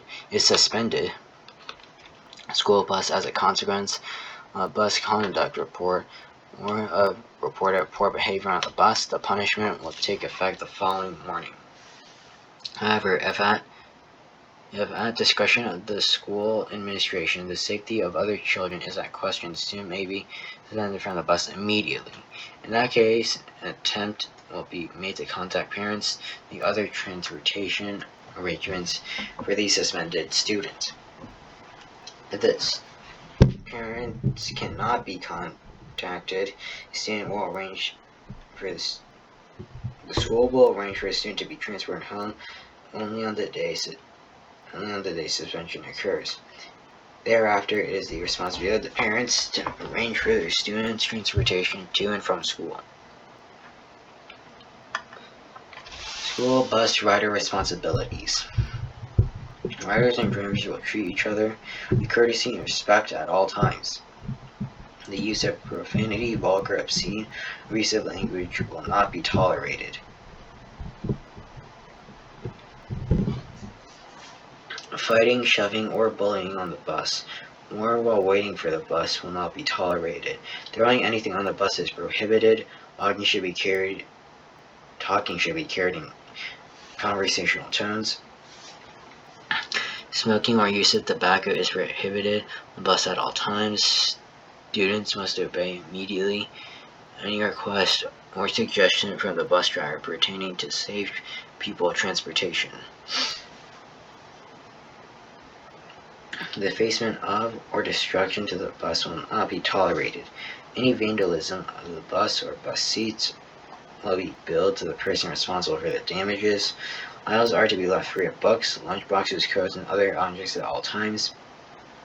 Students should sit totally in their seats and not put their arms, legs, etc. into the aisles except when inadequate space makes this impossible. Students remain seated at all times when the bus is moving. Arms and heads must be inside at all times. Students may be required to walk to 1.5 miles to a bus stop or 2 miles to school. Students must be ready to board the bus at least 5 minutes prior to its scheduled stop. Drivers are not to wait for pupils who are not ready. People should not crowd in the streets or road when waiting for the bus. Instead, they should line up and enter bus in an orderly fashion when it arrives. Non-high school students boarding the buses in front of the middle school in the afternoon should stand behind the white line while the buses come to immediate stop. Students must board the bus in an ordinary and courteous manner. Go immediately to a seat and sit down. The driver may assign seats. A for Norwich middle and high school students only. On boarding in the afternoon buses in front of the Richmond School, students should board the first bus in line until it is filled, then the second bus should be filled, and so on. B for Norwich students only. When the bus reaches the Marion Cross School in the afternoon, all middle school and high school students will fill the seats from back of the bus forward unless a seat has been assigned. More children will fill in from the front to the back. The students loading and departing from the bus will do so from the front of the bus. Even if the road must be crossed, students will cross at least 10 feet in front of the bus and use caution even though flashing lights are on.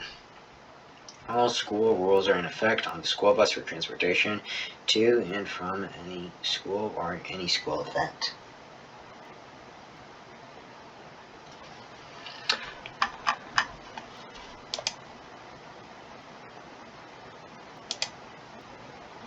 School visitors. All visitors must report directly to the main office. Visitors will sign in, receive a name tag to wear during their visit.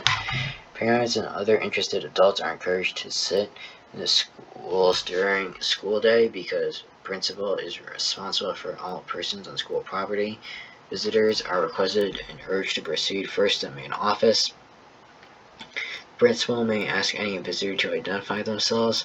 The principal may ask any person to leave the school grounds if they believe the person's presence would disturb the educational process. They may call for outside assistance if necessary.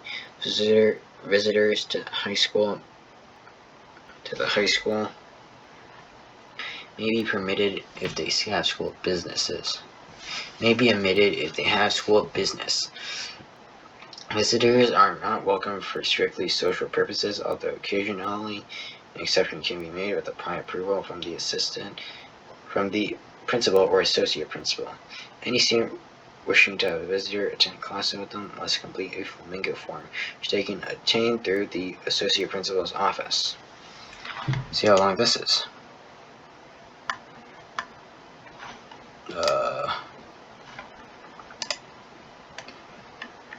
I'm just checking right now. I'll read them eventually, but yeah.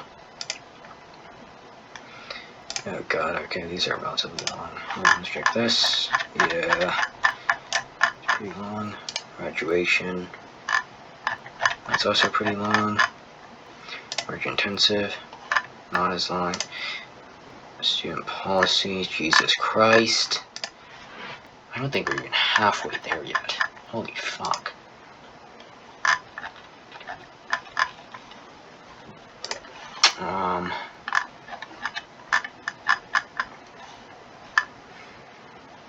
Which one is this? Okay.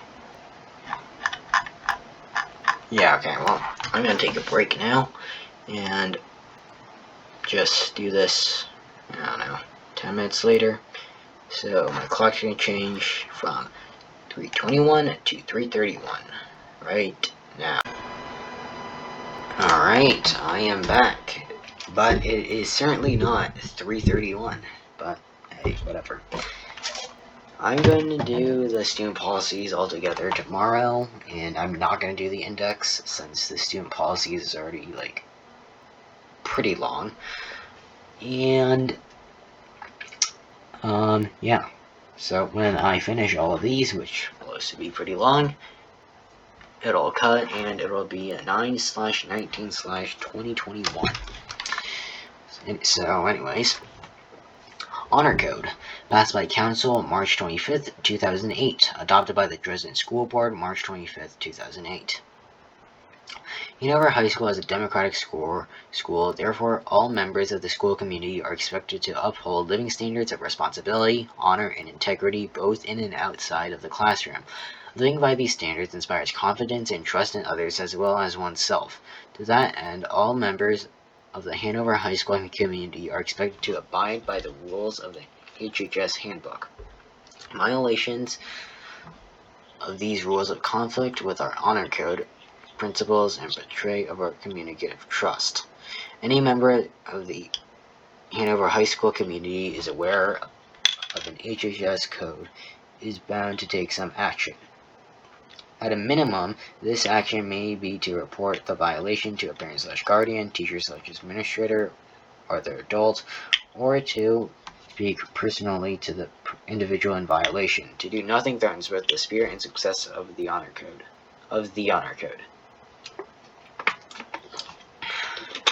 Alright, from now on I'm going to call the Hanover High School. If it says that, I'm just going to say the HHS.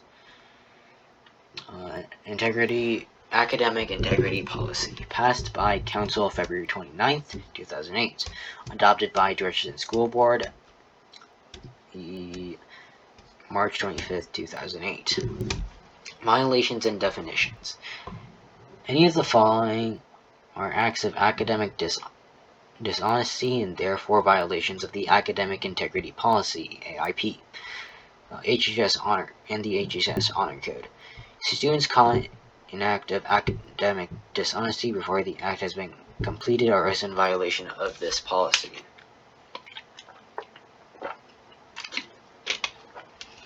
Cheating is any activity in which a student deliberately misrepresents their actual academic achievement. Plagiarism is a form of academic dishonesty where a student intentionally takes /or uses as their own work another's published or unpublished thoughts, ideas, or writing.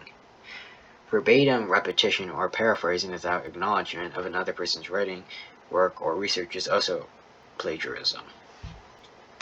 Misrepresentation includes any fabrication of false presentation of data, quotation, sources, or other information. Aiding or abetting includes helping other students to cheat, plagiarize, misrepresent, or otherwise engage in academic dishonesty. Asking, persuading, or coercing another student to engage in any of the behavior listed above is a violation of this policy. Policy or procedures revised February 4, 2015. Adopted by the Dresden School Board March 2015.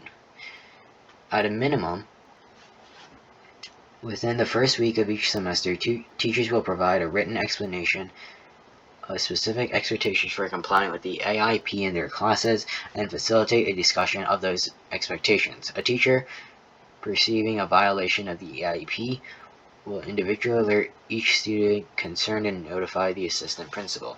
The teacher will not address the matter independently.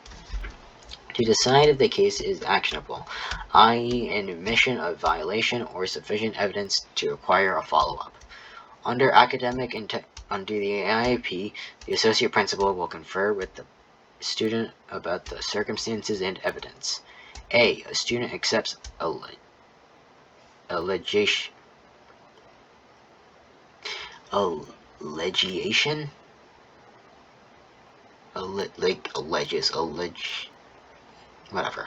If a student accepts allegation, the associate principal will inform parent/guardians to set up a meeting, inform attendees at this meeting of the base consequences the student faces for this practice. Base consequences are outlined below. Of the opportunity to participate in the restorative practices in accordance with procedures outlined in the restorative justice section of the HHS handbook. We've already read that. Student and parent decide which pathway they would like to take. B. Student contests allegation. If the student contests allegation, the associate principal will schedule a hearing immediately to determine the involvement or guilt of the student, invite parents/guardians to attend the hearing, make a determination appealable to the Judiciary Committee. If the student appeals to the Judiciary Committee and the ruling corroborates the associate principal's decision, then they will still have the option of the restorative justice pathway as delineated above. If the student is not interested in the following the restorative justice pathway, then they will receive the base consequences and any other punishments judged appropriate by the associate principal. A copy of the signed contract will be retained in the associate principal's files as well as in the coordinator's files. Responses and consequences. Base consequences, unless otherwise determined by the RP conference. In any actionable case of academic dishonesty, the following consequences will occur unless otherwise determined by the RP coordinator. A 0 for the assignment in question, notification of the student's parents or guardians, notification of the student's counselors, and report infraction to colleges during application process, up to 5 weeks, time scheduled up. An apology shall be given in person to the staff or students directly affected by the offense. Worst offense. A first offense in a student's high school career will incur base consequences as listed above.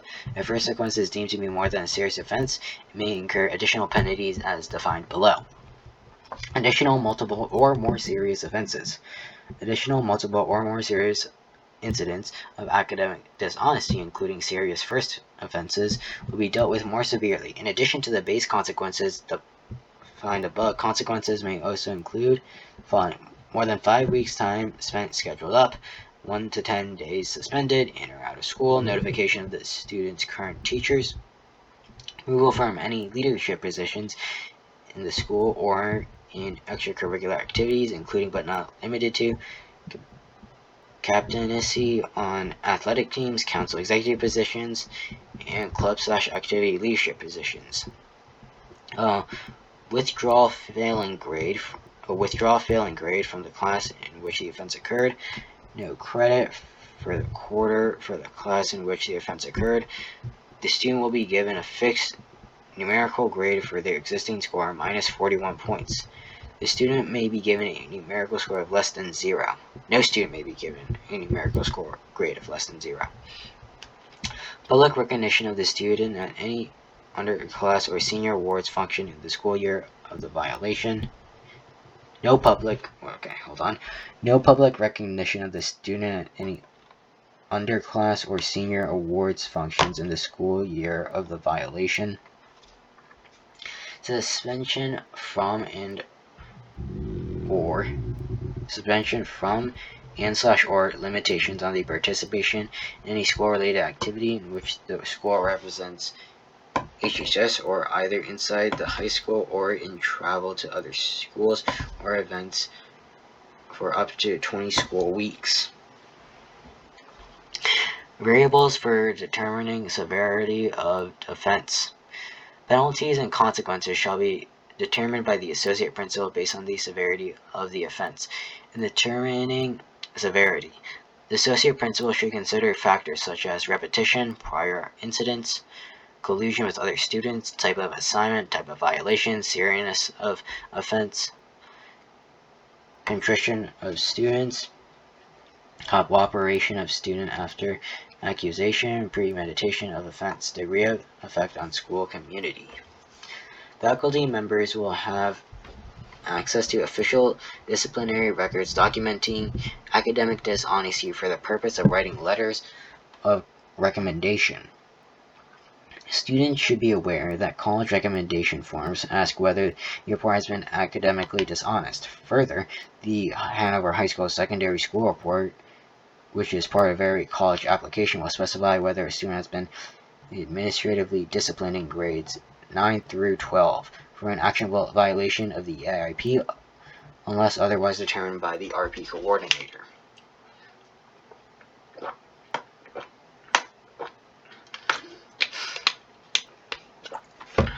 Collaborative list of resources: Aline Donovan, Professor of Ethics, Dartmouth College; Choate, Rosemary Hall, Connecticut; Dartmouth College, New Hampshire; DeLone Catholic High School, Maryland; De Havre College, Pennsylvania; New Trier High School, Illinois; Hanover High School Council; The Plagiarism Plague; SparkNotes.com; Band News High School, California; Virginia Polytechnic Institute, Virginia. Alright, credit earning pathways. Hanover High School courses. Credit is awarded for successful completion in any of the courses listed in the Hanover High School program of studies.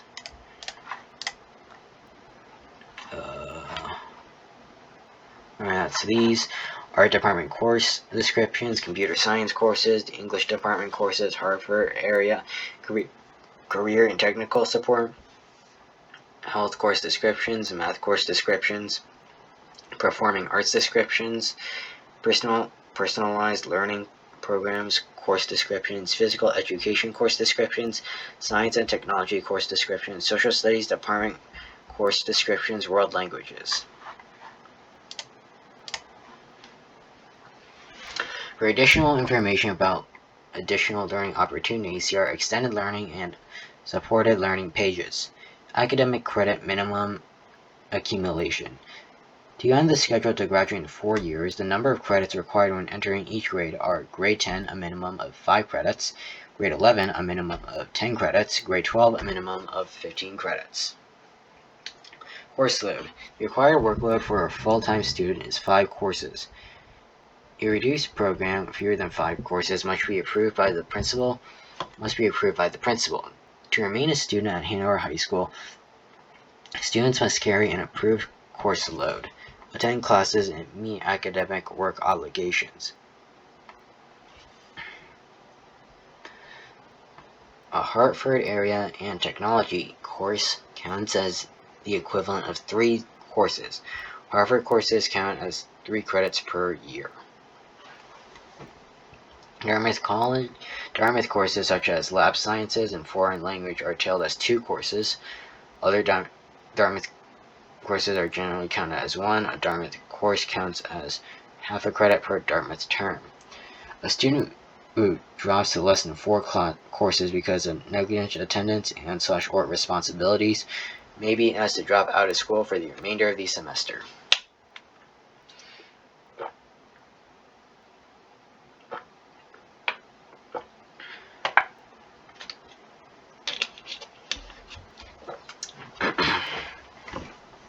Drop/add.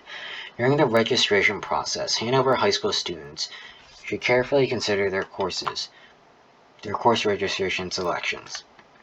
Course drop adds are possible. Students are not encouraged to change courses, however, except when a course is judged inappropriate in terms of achievement level or skills needed. To help control both the quantity and legitimacy of drop adds, the following policy is strictly followed. All drop requests are handled through a counselor. Student-initiated adds must be undertaken within the first 5 days of the semester. A course added after this period needs approval of the counselor and the department coordinator. All changes of course level must be approved by the department coordinator. In the first semester, student-initiated drops may occur within the first 4 weeks of a course without consequences to a student's record. Note 1. In the second semester, student-initiated drops may occur within the first 4 weeks of the course without consequence to the student's record for semester-long courses only. Students may not drop the second semester of a full year course without penalty, as described in withdrawing in Item 5.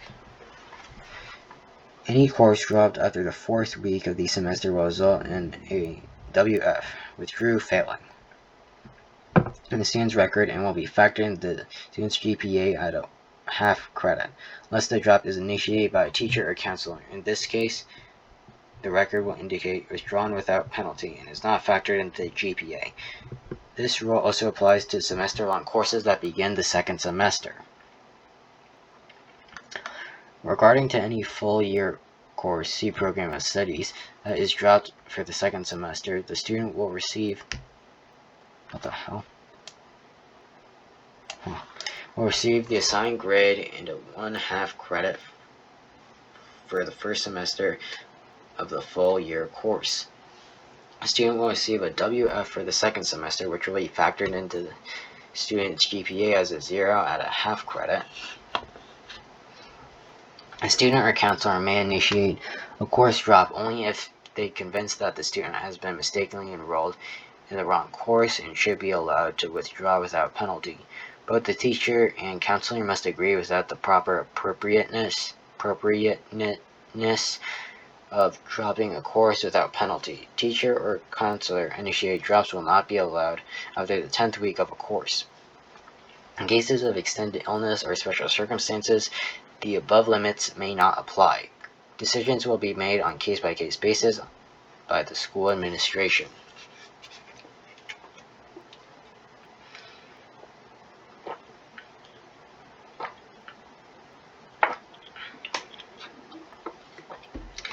Any course drop by default, meaning no drop add procedure was used and the student simply stop attending, will result in the student's record showing a WF for the duration of the course that was neglected. Independent study standards. Independent study / alternate credit earning IS/ACE includes all independent studies listed on a student schedule plus any courses titles offering through the personalized learning program department, work study, volunteer service, mentor, etc. and require individual arrangements. Formative. Maximum duration of any IS/ACE is 1 semester without the arrangement being withdrawn. All IS/ACE plans will be written. Maximum of 5 school days is allowed for the formation of the basic plan. For any IS/ACE listed on a student's schedule at the beginning of the semester, the clock starts ticking on the semester's first day with 2 possible exceptions.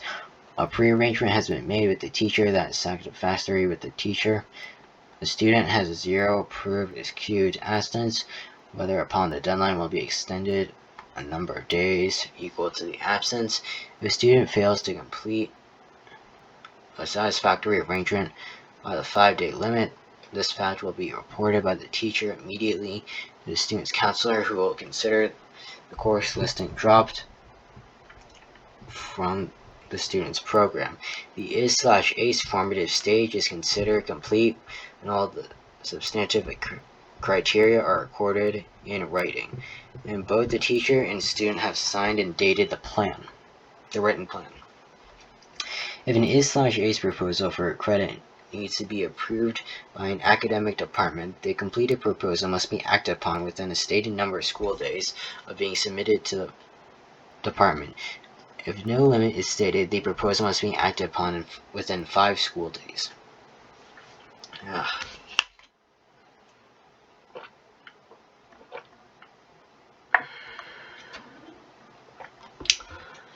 Substantive. All written IS/ACE plans must contain the following features: a clear statement of the learning objectives, a scheduled meeting time between teachers and students at no greater interval than a week, a clear statement of expected behaviors by the student and the procedures to be followed if the IS/ACE is not compiled with, including cases for the IS/ACE to be terminated, a clear statement of all required activities and their deadlines, a list of available resources and their locations, a clear statement of how the learning will be demonstrated, a clear statement of how the learning will be evaluated and what criteria will be employed to determine the final grade, designation of at least 3 interim evaluation checkpoints during the course of the work. These items may not be revised during the course of the IS/ACE if agreed to by both teacher and to the student. All revisions must be written, dated, and initialed as amendments to the initial agreement. No revision will contradict the standards listed above. Extended Learning Opportunity, ELO. ELOs are currently accepted at HHS for credit recovery or courses not offered at HHS. Any attempt to receive credit for courses required in graduation is subject to counseling department approval and to meet with department guidelines. Approval must be received before beginning coursework. HHS will not grant credit for activities without prior approval. Current online or correspondence courses provided by HHS include Keystone, the New Hampshire Virtual Learning Academy, and the University of Missouri. Credit determinations for summer school courses, ski academies, semester programs, local college programs, and other than Dartmouth College.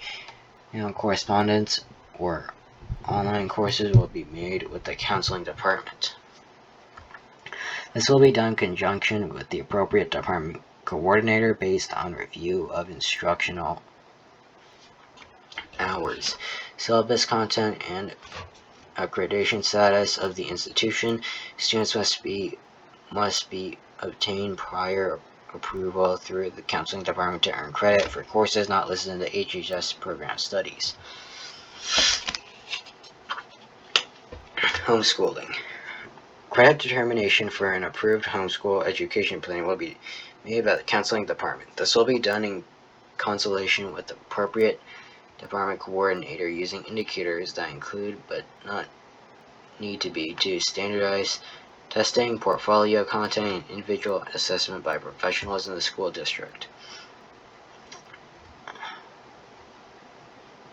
Harvard Area Career and Technology Center. Academic credit through vocation education may be earned for courses studied at HACTC after completing 2 years of study in vocational school subject. The following academic credits may be earned: It's on the screen right now. Just look at it. Just look at it.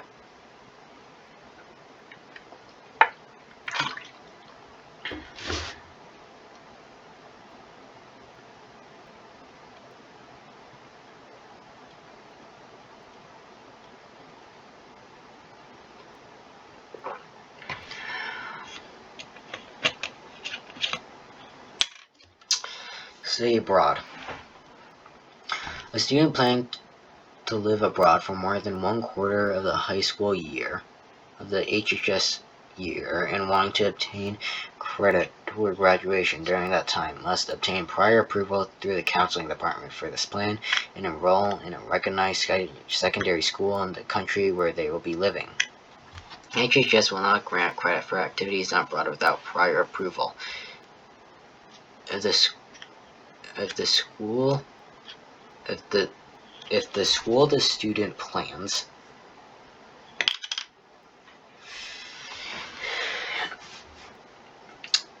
if the school the student plans to attend is not a recognized secondary school, a student should see their counselor for available options. HHS will accept the foreign school's evaluation and award appropriate credit for work done there. When accounting for course credit and reporting grades on school transcripts, permanent records, HHS reserves the right to differentiate between work done at HHS and work done in a foreign school. For courses in which the student served only part of the term, the student will receive separate quarterly grades as reported by the different institutions instead of a final grade. Dartmouth courses. Students interested in taking a Dartmouth course should refer to the guidelines below and consult with his/her guidance counselor. Students officially registered to take the Dartmouth College courses will earn a half HHS credit for each Dartmouth course completed successfully. Following guidelines were developed with the Dean's Office at Dartmouth College. The general applications for applying to take a Dartmouth College while a student at Hanover High School are as follows. Read that for yourself. I'm not going to read it. The student's academic performance must be shown in all areas. Students approved to take Dartmouth courses generally rank in the top quarter of their class. The students should usually be in their junior or senior year. Student must have completed successfully, generally A-/A level. All work at Hanover High School in the chosen field.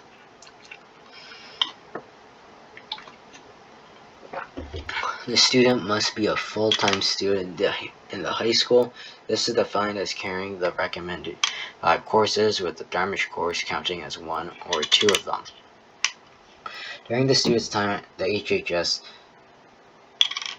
the student may take a limit of 4 Dartmouth courses over 2 years, but no more than 1 Dartmouth course per Dartmouth term.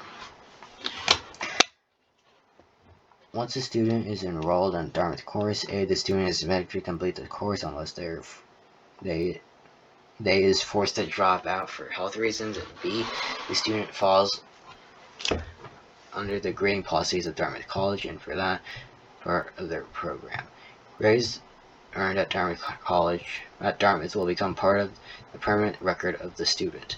No HHS student is to approach a Dartmouth instructor for admittance to a course as part of their high school program before they has made application to the school's guidance department.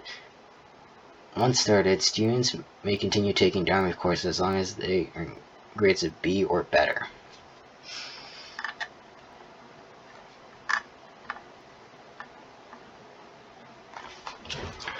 Guidance for taking a language course at Dartmouth.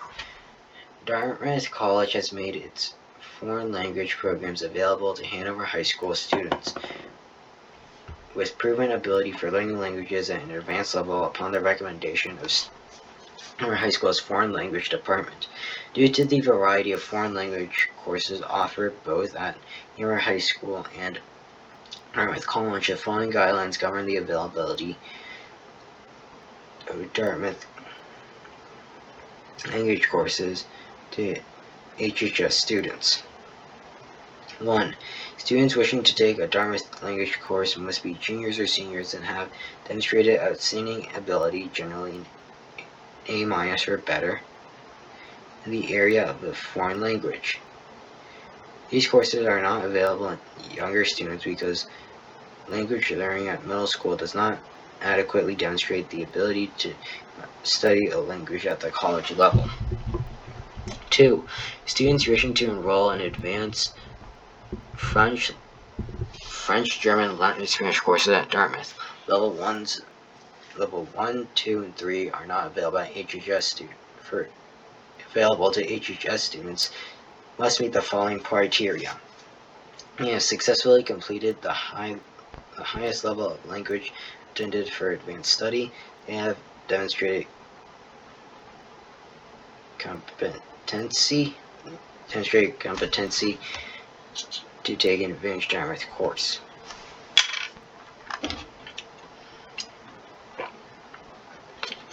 And has successfully completed 2 years of high school courses not language from a previous school.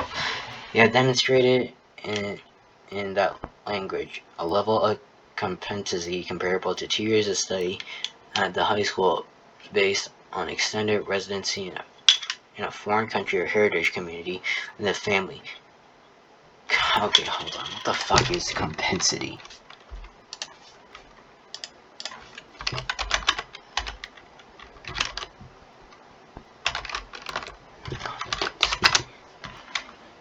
Competence. Competency. God damn it. Competency. Competency will be determined by the HHS Foreign Language Department using placement exams and department interviews. Yet, successfully completed the highest level of language offered at HHS. Students with exceptional ability may apply to start a new language at Dartmouth while taking the highest level course in the first language at HHS. Fort Sayre Tutorial Program.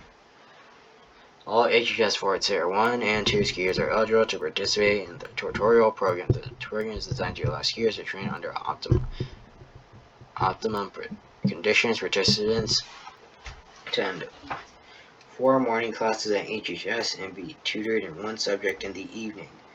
All students who plan to participate in the Fort Sayre tutorial should notify the counseling department by May 1st. Program guidelines are available in the counseling office.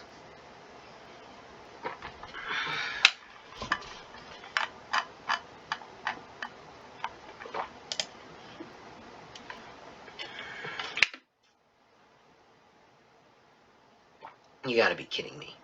It's this long?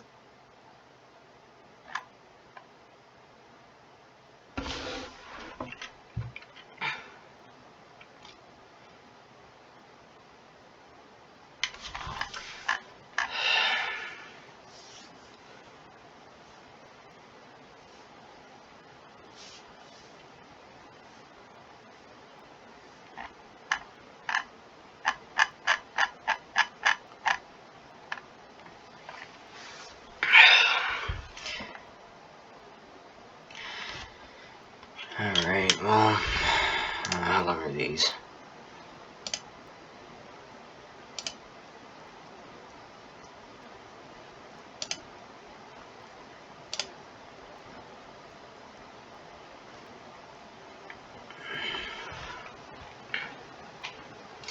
Assignments over vacation. Assignments over weekends, Thanksgiving, December, February, and April vacation guidelines. Weekend homework, including long weekends, must be limited to the equivalent of 1 typical weeknight's worth of homework. Vacations are intended to provide relaxation and a break for everyone in general. Students should avoid assigning homework over vacations, and if a student thinks it is necessary to follow the following guidelines concerning the timing of assignments over vacations. These guidelines are not meant to suggest that students should not do homework over vacation. They are meant to give students reasonable choices. My throat is so sore. Every time I swallow it hurts, and I think it's because I'm talking too much. Why did I think that I could do this?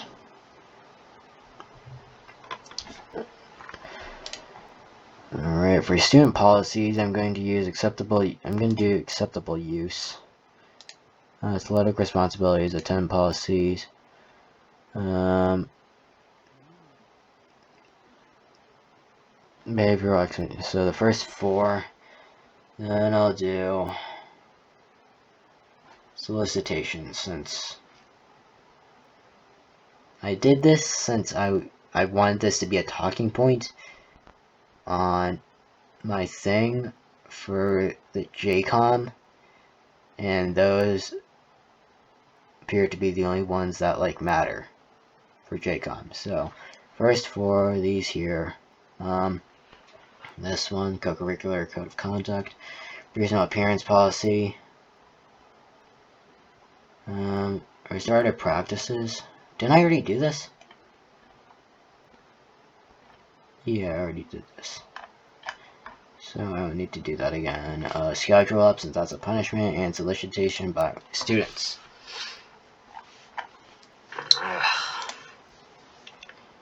And I'll read the rest of these, but fuck, okay?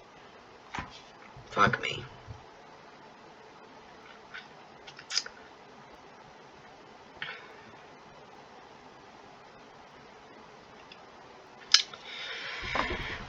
For minor and normal overnight. So, okay, I'm gonna talk quieter, but just be closer to the microphone, so, yeah.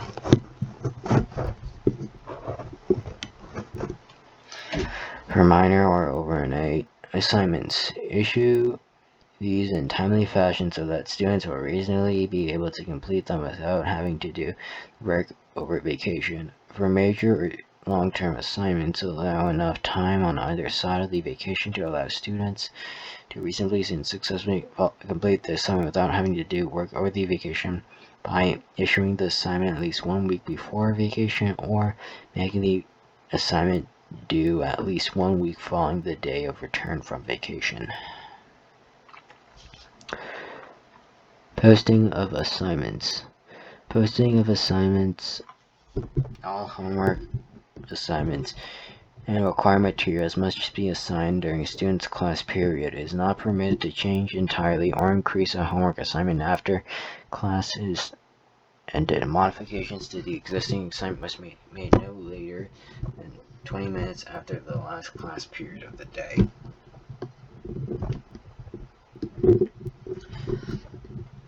All courses must post all homework assignments using Schoology, using the Schoology assignment module, which adds the assignment to the calendar, although accompanying materials may be distributed in class. Best practice is for materials to be attached to the Schoology assignment electronically. Postings must inform students, parents, and advisors of the homework expectations and upcoming tests and projects. Assignments should be posted on the day the assignment is due, not the day assigned. Assignments do not need to be collected on Schoology.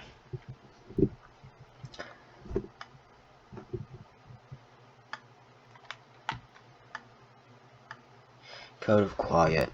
In order to encourage life balance and preserve the value of class communication, we promote a teacher-student code of quiet regarding school-related computer communication after hours.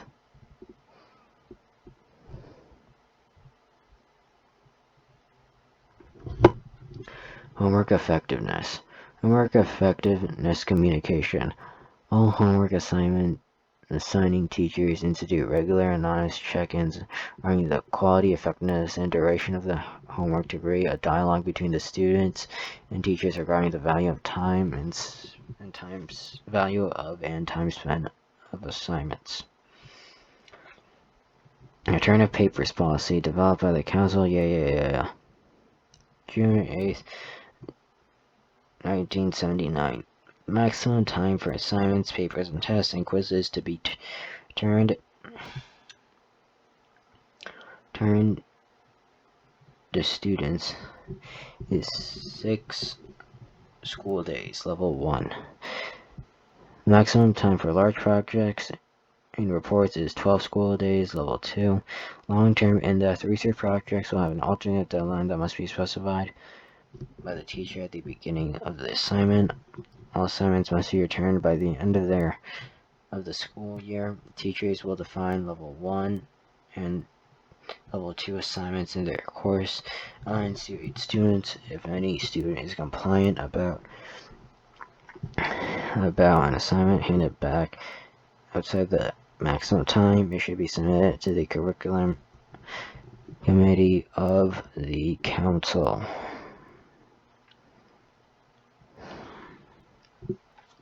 Rating. Course primary objectives, a basis for grades in school. Each course is listed in the program of studies, which is given to all students in Common Ground during spring. Course registration is available to the counseling office and on the website. More detailed lists can be obtained by conferring with the teacher or department coordinator. Objectives may vary in order to challenge each and every student to work their fullest capacity. Hanover High School grading categories are as follows: A, high honor; B, honor; C, satisfactory; D, passing; INC, incomplete; NC, new credit.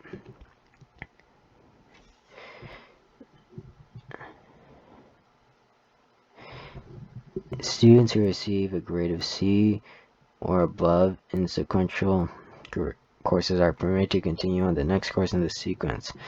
Students who receive a D will be awarded credit but should not proceed to the next course. Grading is ultimately the teacher's province. Incomplete. The incomplete is given out at the discretion of the teacher. Incomplete is usually used when a teacher has a long excuse asking from school and needs remedial work in the course. The student may request an incomplete so they can devote more effort to another course for a short period of time. This type of request is granted at the teacher's discretion. There must be a legitimate cause for the student to take an incomplete. Missing a deadline date is not a reason to take an incomplete. Except for rare circumstances, incompletes are used only after consultation between the teacher and the student. Okay, hold on, I need to drink some water, Jesus.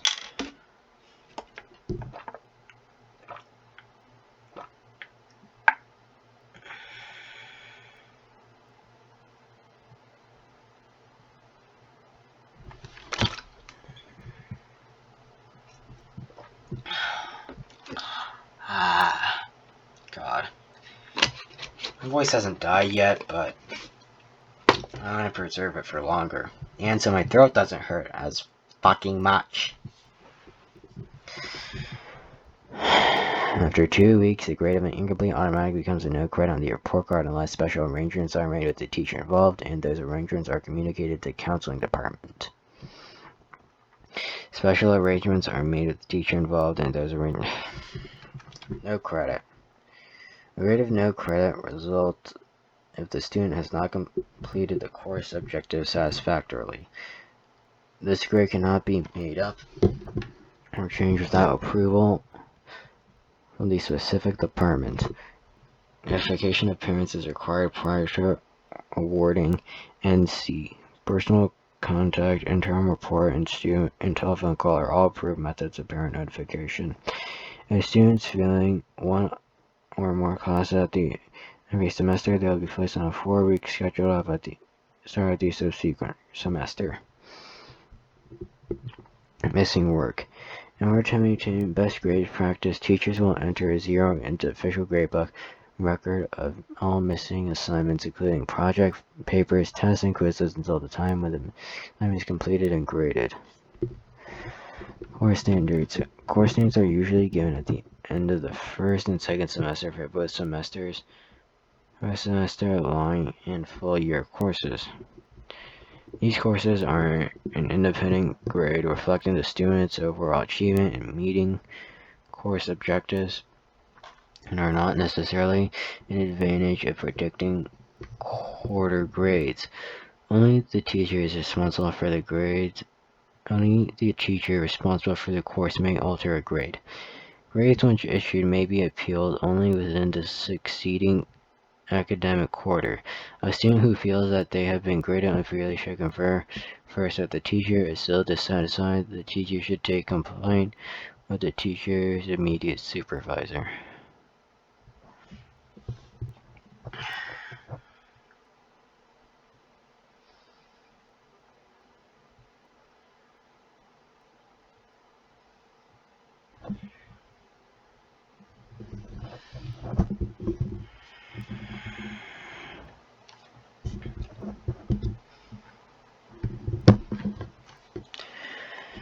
Grade citations. Grade citations are short messages of commendation attached directly into a student's transcript.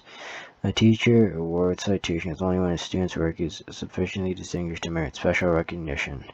Citation report form Dartmouth College citations are never negative. They indicate specifically what the student did to deserve the citation. They can be given to students with grades other than A. Citation is only for truly outstanding work and is given out in exceptional circumstances to ensure its value, weight, and importance. Citation will be issued by a teacher and approved by the department.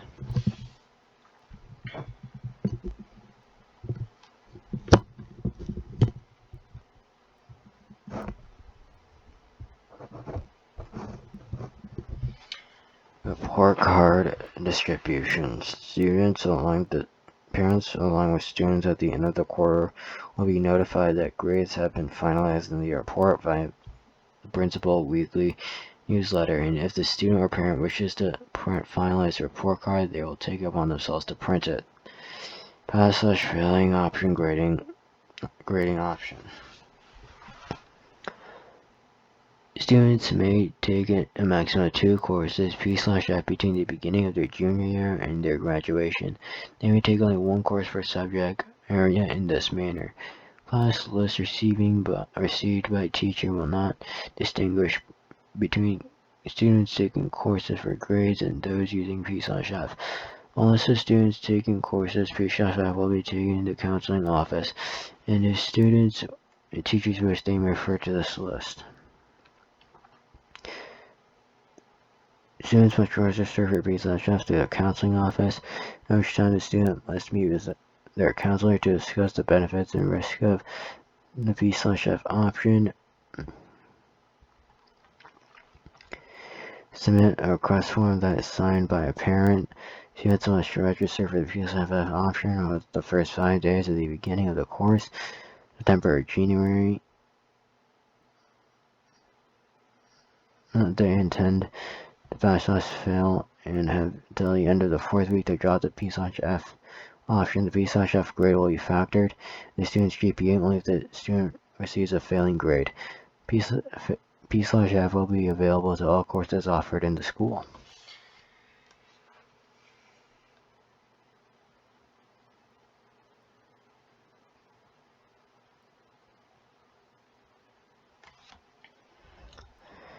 An academic honor roll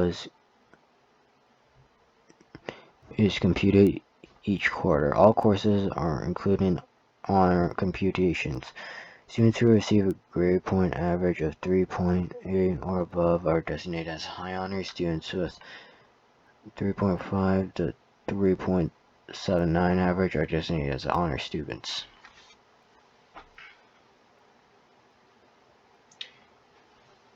Interim reports.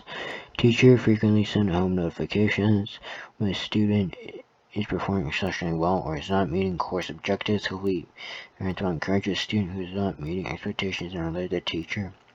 If the student has a problem that needs special attention, the teacher is expected to notify the student before any note is sent home. Alright, you can read that for yourself. I'm just looking at it.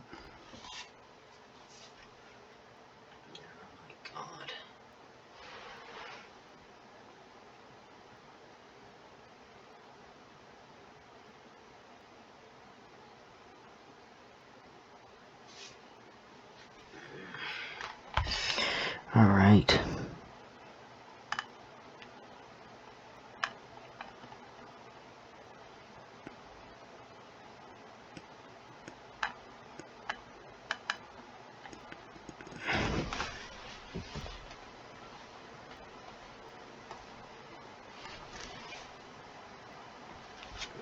Final exams.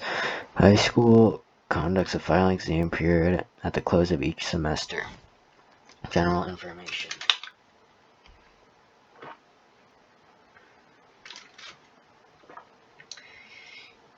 You know, I started off with a full bottle of water. Now I'm at maybe a tenth. Almost out.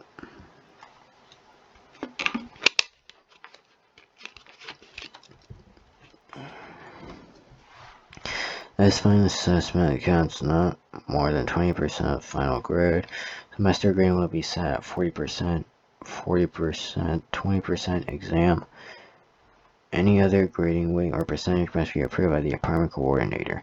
Individual teacher wishes to approve of the option of exempting seniors in a course or grade or A- from final exams. Exams consist of paper and pencil tests, oral exams, and student projects and performances. Performances are used in selected grades to discuss student progress during the semester. Exams and conferences reflect the goals and objectives of the particular course. The value of or importance experience should be clearly stated in the teacher's course standards. Teachers report all mid-year and final exam grades on student report desk. A conference is designated by a P on the report card indicating that it has occurred. Go ahead. Exams also require that students study the course content and be of sufficient length. Conferences should also require student preparation during the last week of classes. Teachers may not assign tests or papers to be due during the same week or during the exam week.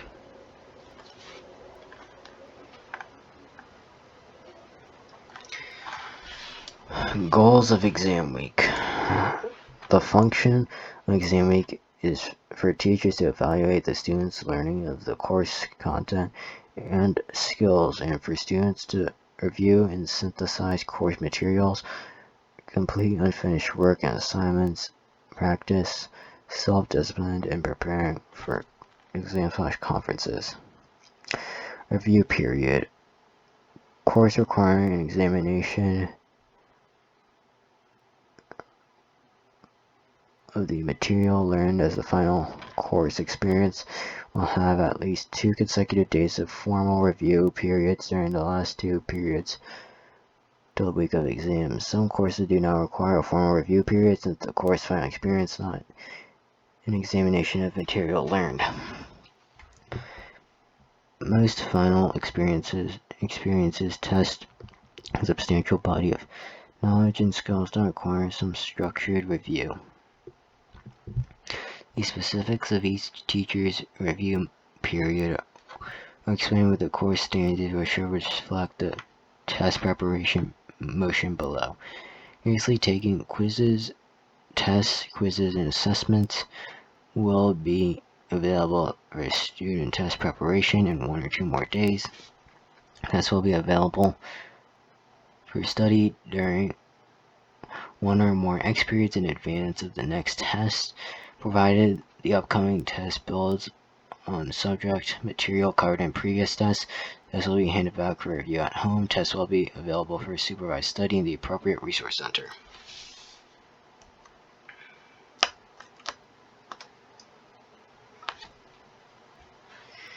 If none of the above options are feasible for the student, an alternate arrangement such as a meeting before or after school or during a free period should be made. Final exam schedule and final exam schedule is published 1 per week prior to the exam period. Each student should construct their own exam from the master list. If a student has more than 2 exams listed on a given day, they refer the additional exam to makeup day. If 2 exams conflict, the student may take one on the makeup day. A student who defers an exam to the makeup day is responsible for making arrangements before exams start by negotiating directly with the teachers involved. A student who misses a regular exam with an excused absence may take the exam on makeup day. Unexcused absences from the exam result in NC on the exam and no chance of makeup. Alright, screw course concerns. If you want to read it yourself, read it yourself. I'm sorry, but okay. I will take a break. Yeah, I'll cut this down. Yeah.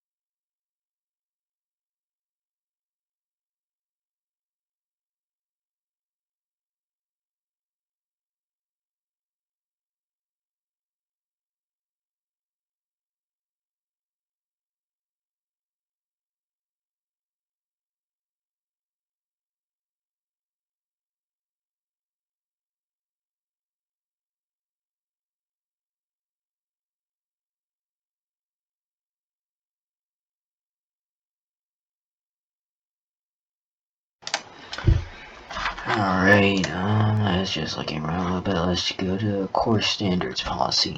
And then that's going to be it since I don't care about graduation or March intensive. Course standards policy. At the end of the first week of each course, teachers will give their students the following written information. Statement of course objectives.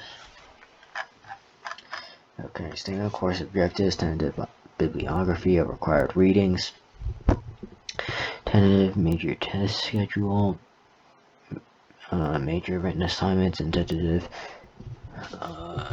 due dates, any special projects and tentative due dates, attendance required for the course, description of the grading system to be used to include the system of achievement necessary for each grade, A/B or A, B, C, D, and C. The requirements and nature of the course completing experience, e.g. final exam, conference, final paper, demonstration, project, etc. Specific plans for the review prior to mid-year and final exams, standards for eating food in the classroom, standards for being excused from the class for personal or emergency reasons. Note, student may use of computers during tests. Student use of computers during tests, including midterm and final exams, is permitted, as outlined in the accommodations of course standards below.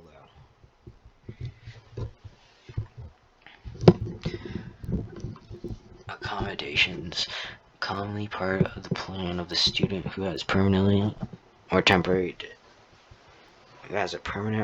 disability, are outlined formal education plan, IEP.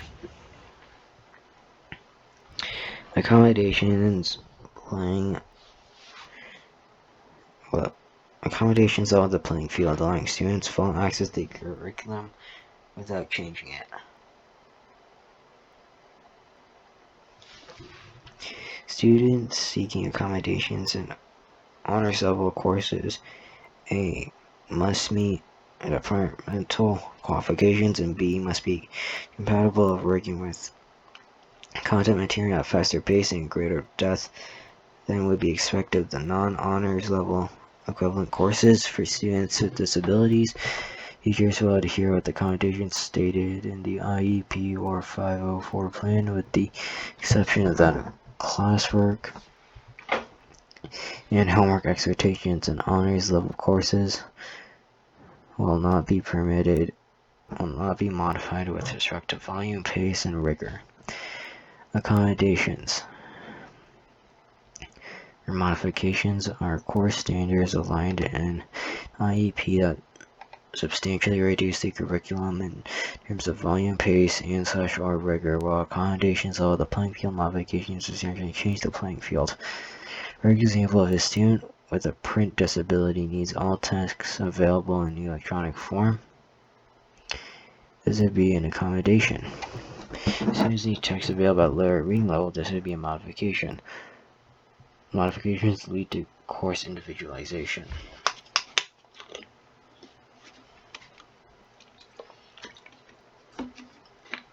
Individualization. Individualizations involve such significant reductions to a course's curriculum, volume, pace, and social rigor that students' academic experience and learning are fundamentally different from their classmates, and as such require a relabeling of the course. Courses may be individualized for the following reasons. Course may be individualized for a student on an IEP or a 504 plan if the student's team determines that this is necessary for the student to receive free appropriate education. A course may be individualized for a student who has a sudden, severe, ancestral or traumatic experience. Course individualization will be determined by a team that includes the teacher, the student's counselor, and the administrator. If the decision is made to individualize a report, the student may stay in the class. but the course title will be labeled as individualized on report cards and transcripts. An honors course that needs to be individualized will also be relabeled as an individualized and will no longer be designated as honors course on report cards or transcripts. Further explanation of what constitutes an individualized course will be involved in school profile. Stages of intervention.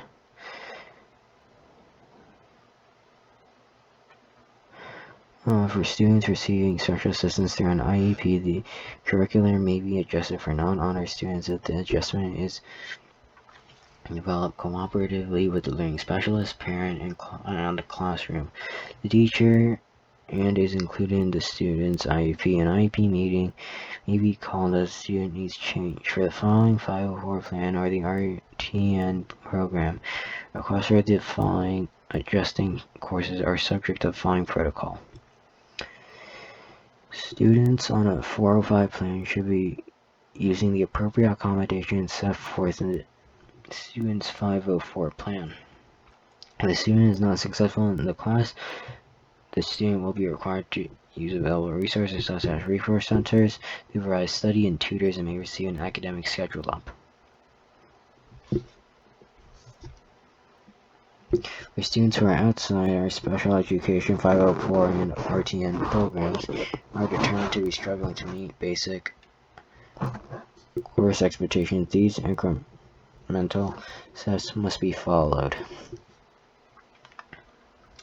Students should avail themselves of regular education resources, resource centers to provide study.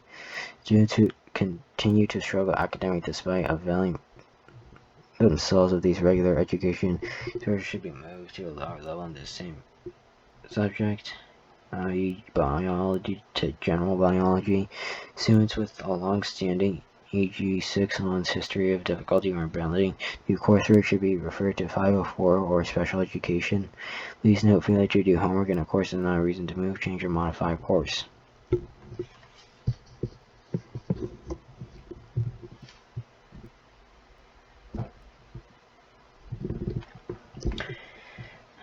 Course evaluation. Mandatory course evaluation passed. The teachers are required to administer mid-course and end-of-course evaluation. Semester-long course evaluation should be done at the end of each quarter.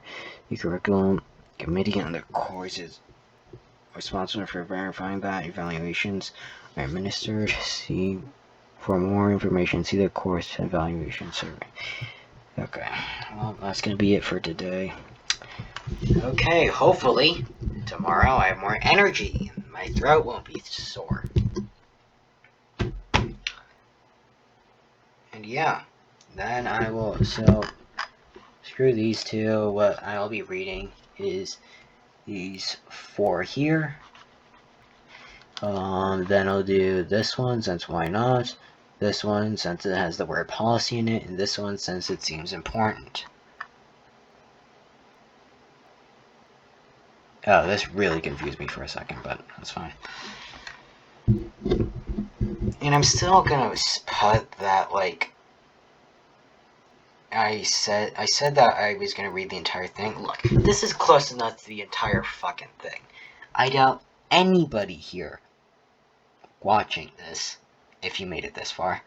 If you made it this far, then I guess kudos to you for actually listening. For, by now, like, 2 hours, 45 minutes. Yeah, but I doubt you've read that much, okay? I doubt anybody here has read that much, and I'll say this at the end so people don't get mad at me if they do figure out that I haven't read the entire thing. Okay? Or I guess, no, I won't say it at the end, but, and I'll say it at the end. Yeah, sure. Alright. Well, that's for today. Okay, well, it is another day, as you can see there. And yeah, today we're going to be reading, as I said before, these 4, this one, and the schedule up. And solicitation by students. Actually, how long is this? Yeah, okay. Anyways, acceptable use policy. Purpose. SAU 70 is fortunate to provide its students a variety of technological resources to enhance learning and support communication with others. The district's technological resources allow students to participate in real-time global events, collaborate with others, and extend learning outcomes beyond traditional outcomes. The district intends to offer these opportunities within an environment that fosters safe, legal, ethical, and responsible use. The guidelines outlined in this policy apply to use of district equipment, networks, and resources on and off school property, and extends to privately owned devices that are used in conjunction with school systems. This policy governs that both students and guest users on the use of school network resources. This policy also serves to meet or exceed federal, state, and local laws and regulations as related to student technology use in SAU 70. Right. Definitions. The term network shall be interpreted to include any adult district-owned computers, servers, any hardware or software, the district's local area network (LAN), all wireless access points, the internet, the district intranet, self-contained electronic mail systems, and any other elements of the district's computer, telecommunications, or electronic communication/information systems. Regulation. Regulation of the SAU 70 Acceptable Use Policy is a conjunction of the building technology coordinators, the SAU superintendent, or their designee in conjunction with the individual school administrators. This body serves a right to prohibit conduct, communication, or content which it deems harmful to individual users, to school community, to network itself, or legal activity. In addition, this body may impose consequences for violations of the acceptable use policy based on the guidelines listed. Expectations. Students of SAU 70 are expected to abide by the guidelines delineated below. Computers, Chromebooks, iPads, and all other devices at SAU 70 are for educational purposes. It is within a teacher's purview to limit the use of such devices to support our educational goals. SAU 70 employs the use of third-party applications to regulate and monitor technological resources for violations of this AUP, as well as protect and maintain a safe environment for learning. SAU 70 filters content in accordance with federal law that has been categorized as bullying, pornographic, obscene, illegal, terroristic, profane, or harassing. Discord and Reddit also fall under that umbrella, even though I don't think that they are in a category of bullying, pornographic, obscene, illegal, terroristic, profane, or harassing. Maybe Reddit for pornographic, but right? Content filters are arranged by the district technology director and can be manipulated to accommodate the instructional goals as needed at each individual school. Damn, my throat is already starting to become sore, so that's fun. Social media. Social media refers to online tools and services that allow any internet user to create and publish content. Many of these sites use personal profiles where users post information about themselves. Social media allows those with common interests to share content easily, expanding the reach of ideas and work. While social networking is a valuable tool for connecting and communicating outside of the classroom, there are some risks to consider when using these tools. Below are guidelines to follow and express when representing SAU 70 on social media platforms. Oh God. Maintain a secure and private password, be ethical, represent yourself and your school positively, and be considerate of others' opinions. Be ethical. Never publish or share private information of yourself or others. Assume all content, whether personal or school related, is public. Be accurate and appropriate in posts, utilizing spelling grammar check. Okay, this is fucking social media, not homework. Alright, what the fuck? If mistakes are made, correct them and take responsibility for any errors. Notify a teacher or administrator if any social media action may impact others' well-being or safety. Never create or knowingly share or engage with falsified accounts. Advocate for those who have been victims of falsified accounts and report this information to an administrator. Refrain from refrain from publishing images, audio, or video of an individual or group without consent. Refrain from representing an official school organization, class, or sport without permission from coach, teacher, or administrator. At no time should students be asked to use personal social media accounts to log on to required applications or modify social media privacy settings in order to access required content.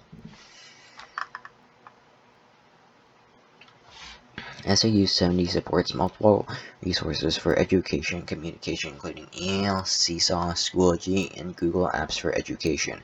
When grade level appropriate, students are expected to use these applications to communicate with teachers and classmates for networking purposes related to higher education. When grade level appropriate, it is the student's responsibility to regularly check email for school-wide communication. School email is considered public record. Students are strongly discouraged from using non-school resources for communicating with school personnel. The Internet offers vast, diverse, and unique resources. Use of the Internet is closely linked to the mission and goals of the school. SAU 70 believes that the value of the information and interaction available in this worldwide network far outweighs the possibility that users may procure material that is inconsistent with the educational goals of the district. SAU 70 educates students in the responsible, safe, and ethical use of the Internet. Users should adhere to the following safety and behavior guidelines in order to protect the school's ability to provide this resource to the community. The use of the school's network and internet resources should support the educational objectives of the school. Access to the internet is a privilege and not a right. Users should take responsibility for their own behavior. Inappropriate behavior may result in the loss of this privilege.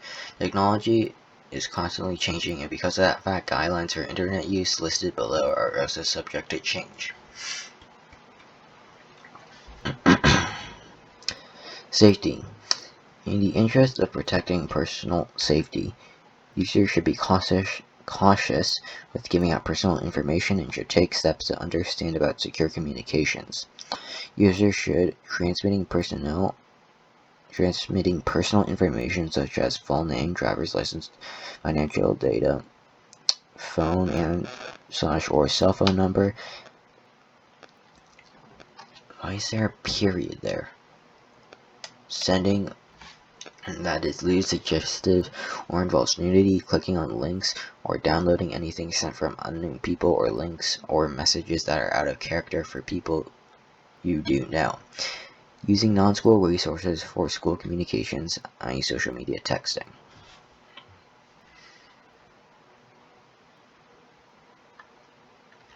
Yeah, this is going to be a big one. Behavior. Users are expected to be polite and considerate of other users, to use appropriate language in electronic communications, and confide their use of computing resources to further educational objectives. The following behaviors are considered unacceptable: damaging devices and their peripherals.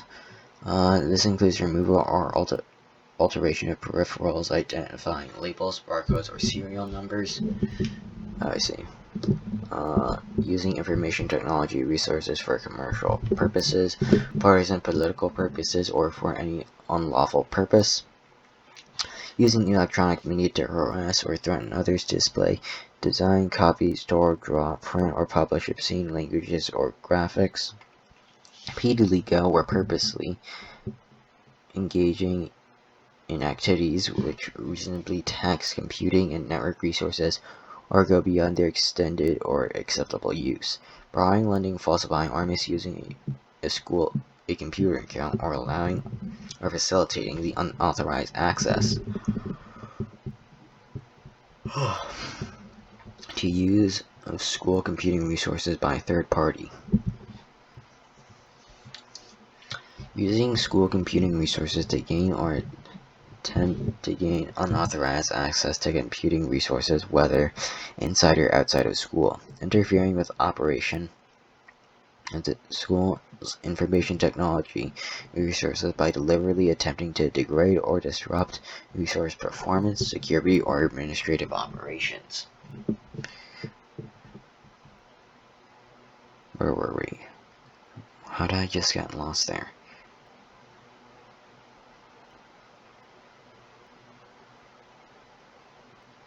Okay. Intercepting or attempting to intercept or otherwise monitor any communications not explicitly intended for them without authorization. Copying, reading, accessing, using, misappropriating, altering, publishing, or destroying computer files, output data, documents, or other files of another individual, or attempts to do so without the permission of that individual, teacher, or authorized administrator. Making, distributing, and/or using unauthorized duplicates of copyright material includes software applications, proprietary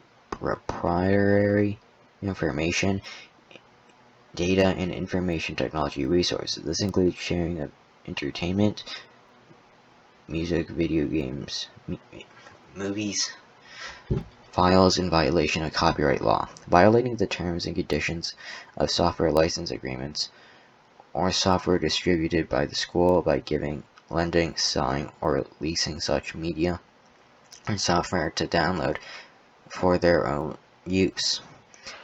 Using school resources to access, submit, post, publish, forward, download, scan, or display. Bad stuff. And more bad stuff.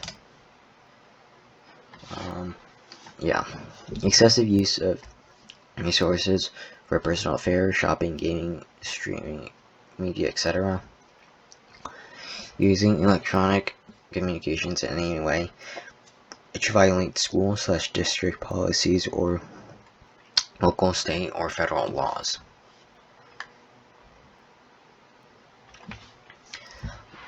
Users of SAU-70 network resources acknowledge that all technology provided by SAU-70 is actively monitored and should not be considered private regardless of the location of the device. Accessing content which indicates harm to self or others, illegal activity, or unethical and unsafe behavior will be communicated to building administration and such or their designee. Beginning in the 2019 to 2020 school year, all digital resources provided to or recommended to students will be vetted for compliance with New Hampshire and such or Vermont student data privacy regulations. Students who create responsibility or exercise single sign-on options using SAU-70 resources independently assume all responsibility for the sharing their own personal data. Consequences for abuse of technology and social network resources by SAU-70 may include, but not limited to, schedule up suspension of technology or network use, suspension from the school, or in some legal cases as deemed necessary by the local school administrator in cooperation with local school technology coordinator and district technology director.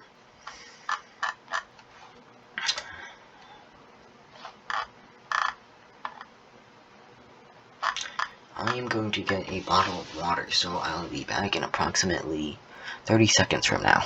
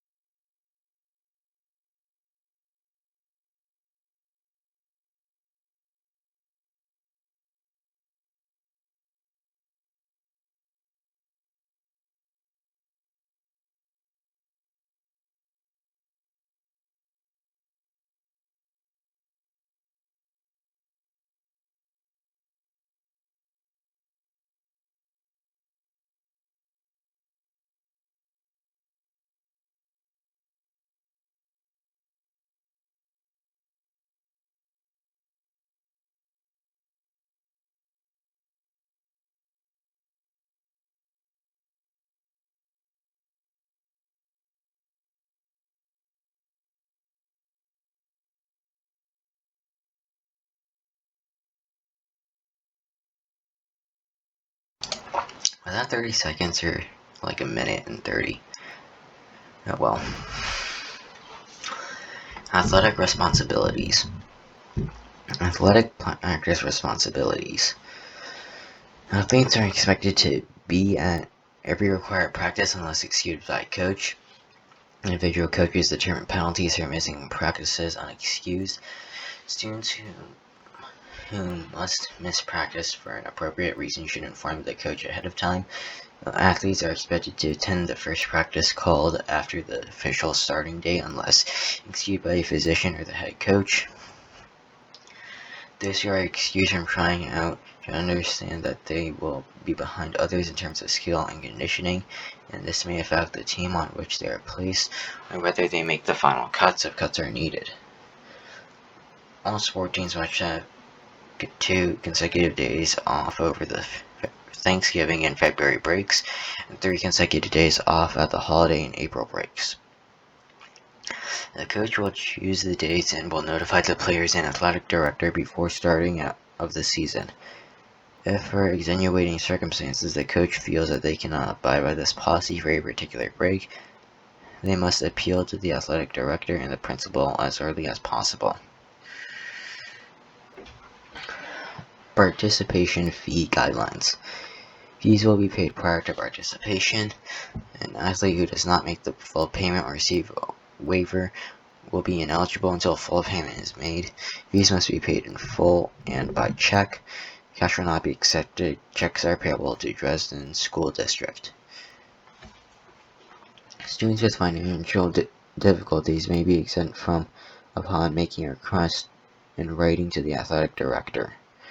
Refunds based on injury or quitting the team may be requested within the first 2 weeks of the season. After that, there will be no refunds. Note: all athletic participation forms can be found on the Hanover High School website. Check the sports blog for updated information.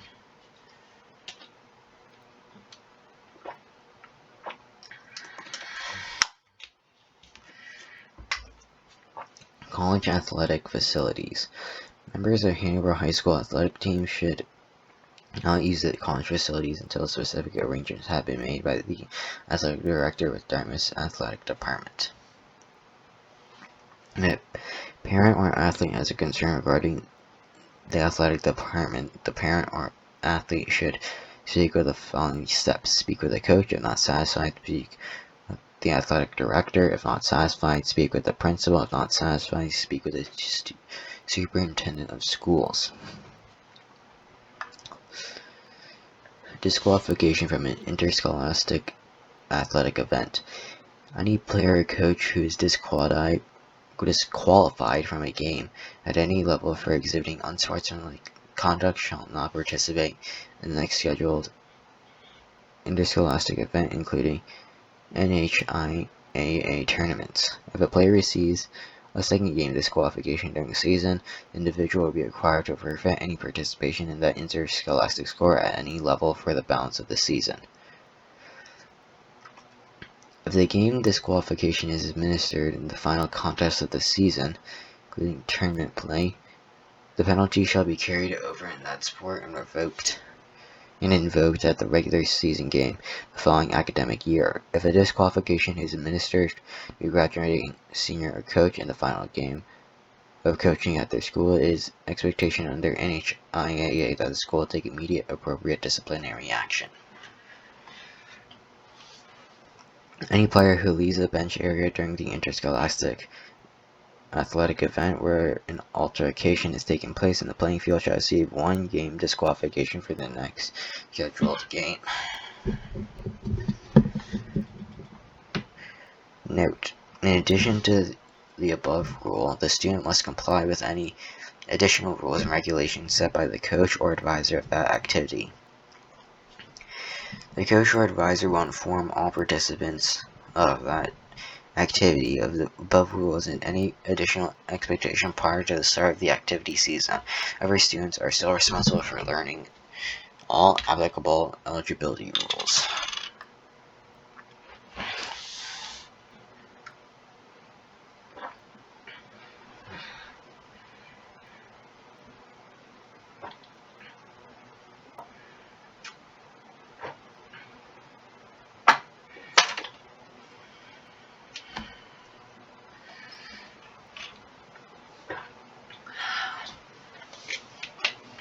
right?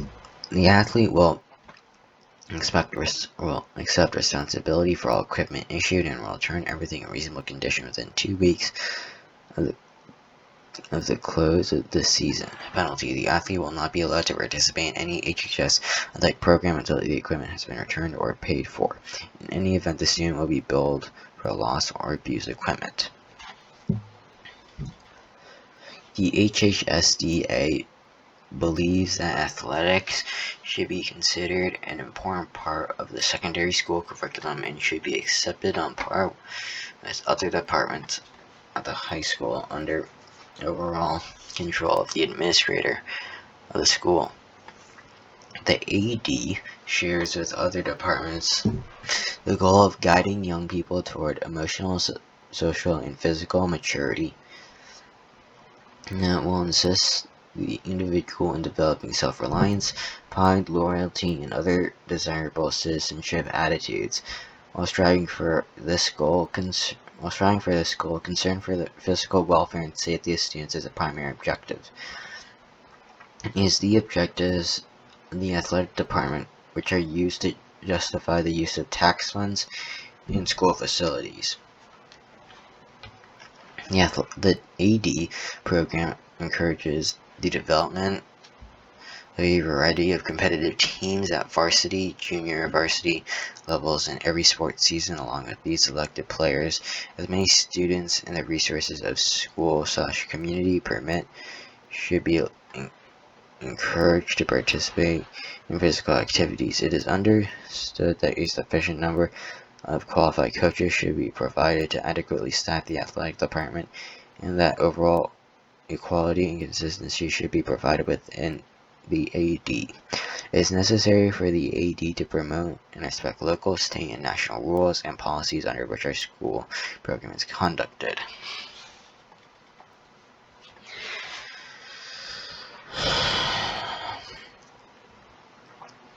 The athlete will follow all rules of HHS and NHIAA. HHS rules include those listed in the HHS handbook dealing with eligibility, transportation, and behavior at school functions.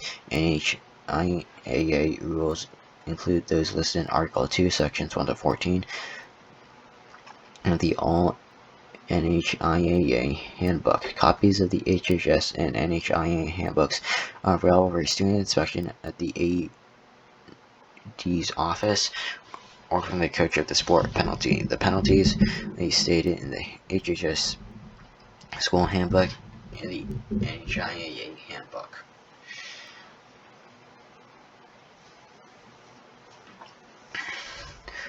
A student athlete will abide by all NHIAA and HHS academic performance guidelines. A student must be passing in 4 classes during the previous grading period. An INC is not considered a passing grade until the teacher gives informal notice that the INC has been made up. A student athlete may not regain athletic eligibility by making up his academic deficiencies or failures of the regular school year during the summer months. Appeals may be made directly to principal. Penalty: the penalties will be those stated in HHS handbook and the NHIAA handbook. Damn, this website is really good.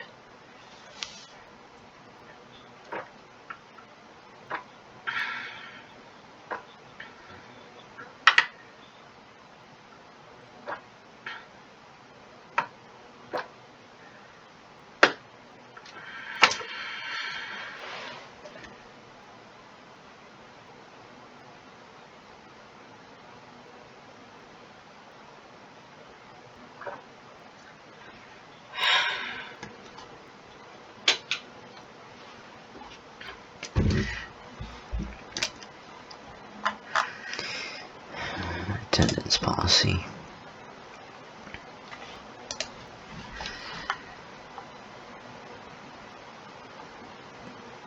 Alright, I'm gonna skim through the behavior expectations, and this is incredibly fucking long.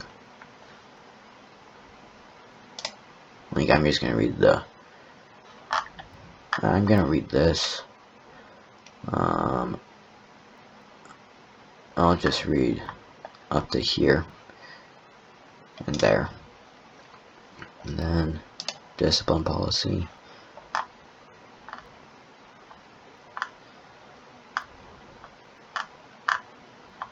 I'll read the entire thing there.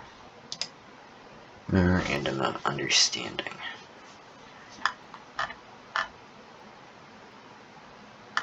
Oh, those are just definitions. Okay, well, I'm not gonna read that then. Personal safety, I'll read the first paragraph. I already went there. Sexual harassment.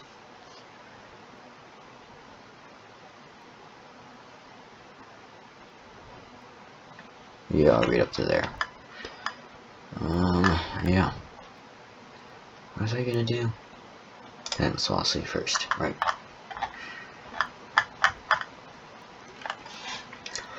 Our first priority at HHS is education, either in the classroom or in other activities planned by classroom teachers. Classroom attendance is the first expectation placed on students by parents, teachers, and administrators. A student in the classroom is part of the learning community. The student owes it to themselves to be present. Parents must report absences due to illness and must give permission for all other absences. Absence from the classroom without parental or teacher approval is a cut. Missed class may impact the student's eligibility to participate in the next co-curricular event without a goldenrod or doctor's note.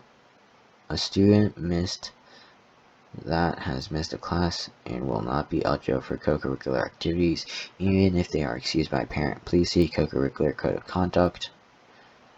I'm going to look at that. If questions arise about how an absence or tardy should be counted, the decision will be made up by the associate principal. All decisions can be appealed by the Judiciary Committee of Council.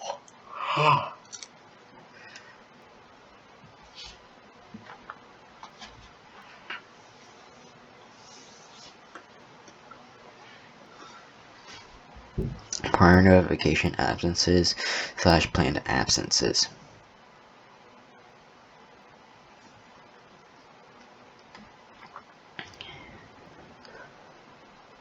Notifying teachers prior to a planned absence encourages teachers to communicate proactively with their teachers. Students who complete the goldenrod process learn to communicate and manage time apart more efficiently. As a result, the students that have completed the goldenrod process are able to take part in their co-curricular activities. In order to complete a goldenrod, a student's parent or guardian informs the main office of the absence, indicating their approval. The student picks up a goldenrod form in the main office. The student brings a goldenrod to teachers of the classes they are going to miss. Teachers must be given advance notice of an absence equal to the number of days the student will be missing, i.e. 1 day. Planned absence requires 1 day notification in advance. 2 day student turns in completed goldenrod form in the main office. Give the absence notification. The parent or guardian will call the school by 8 a.m. The number is 603-643-3431, extension 3535.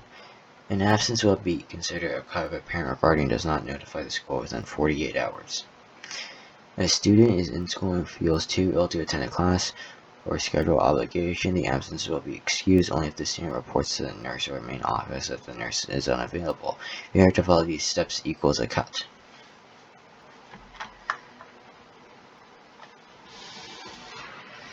Lateness. A student is marked tardy if they arrive after the class starting time.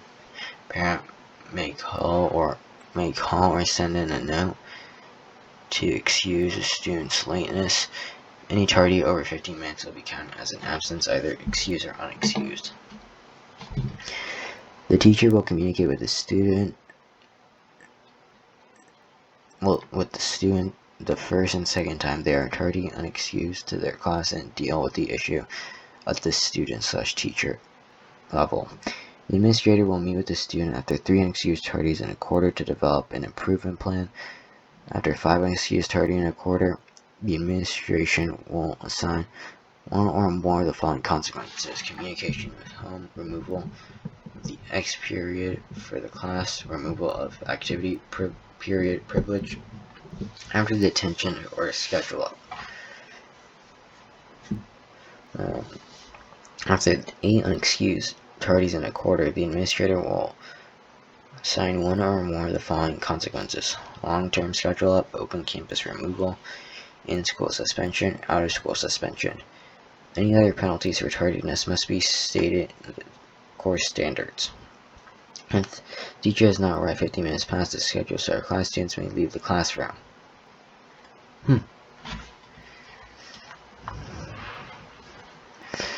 Lateness caused by school travel. Students will be able to participate in co-curricular activities if the student-sponsored transportation returns students to Hanover High School after midnight. These changes follows. Arrival 12 to 1 a.m. Student may miss the first period class but must be in school for the second period class after 1 a.m. They may miss the first 2 period classes but must be in school for the third period class.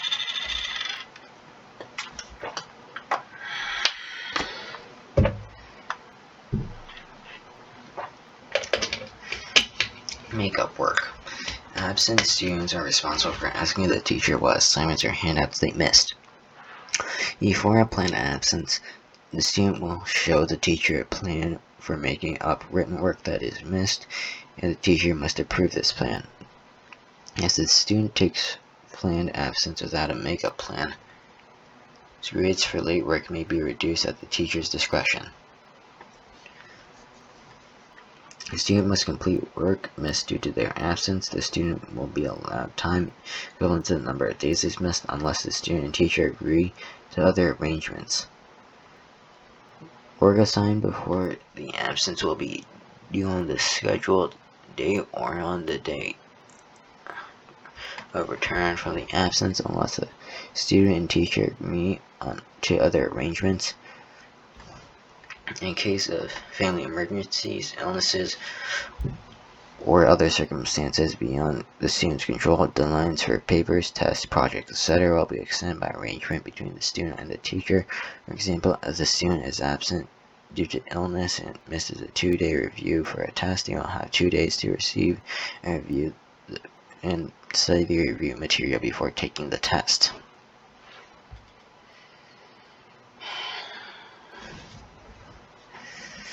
No, individual course standards may contain additional attendance requirements. Excused absences/cuts. Cutting a class at Hanover High School is a serious offense with serious consequences. An absence is considered a cut when it has not been excused by a parent, guardian, or school staff. The student will receive no credit for work done that day in the class or classes they missed. Any other academic penalty must be described in the class's course standards.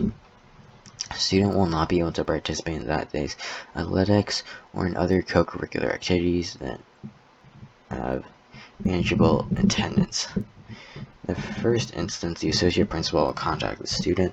The student will have a 24-hour period to resolve any misunderstanding with the teacher. Otherwise, there will be a 5-day schedule up. If the student cuts a second time, the associate principal will speak to the student and student's parents to inform them that the student has been scheduled up for 5 days. The associate principal will remind them of the consequences for more cutting. If the student cuts the class a third time, the student's parents will be notified. The student will be scheduled up for 10 days. The student cuts the class for a fourth time. A hearing will be held to determine whether the student should remain in the course. The student, teacher, guidance counselor, and parent should be invited to attend the hearing. If the student cuts class a fifth time, the student will be removed from the class with no credit reported in the transcript.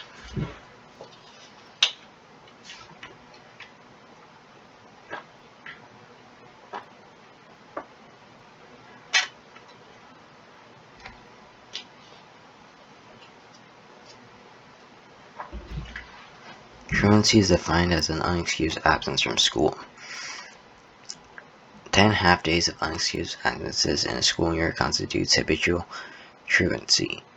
A half-day absence is defined as missing more than 2 but less than 3.5 hours of instructional time. Full day is defined as missing more than 3.5 hours of instructional time. X periods are considered instructional time. For more information, please see Dresden School District Policy JH.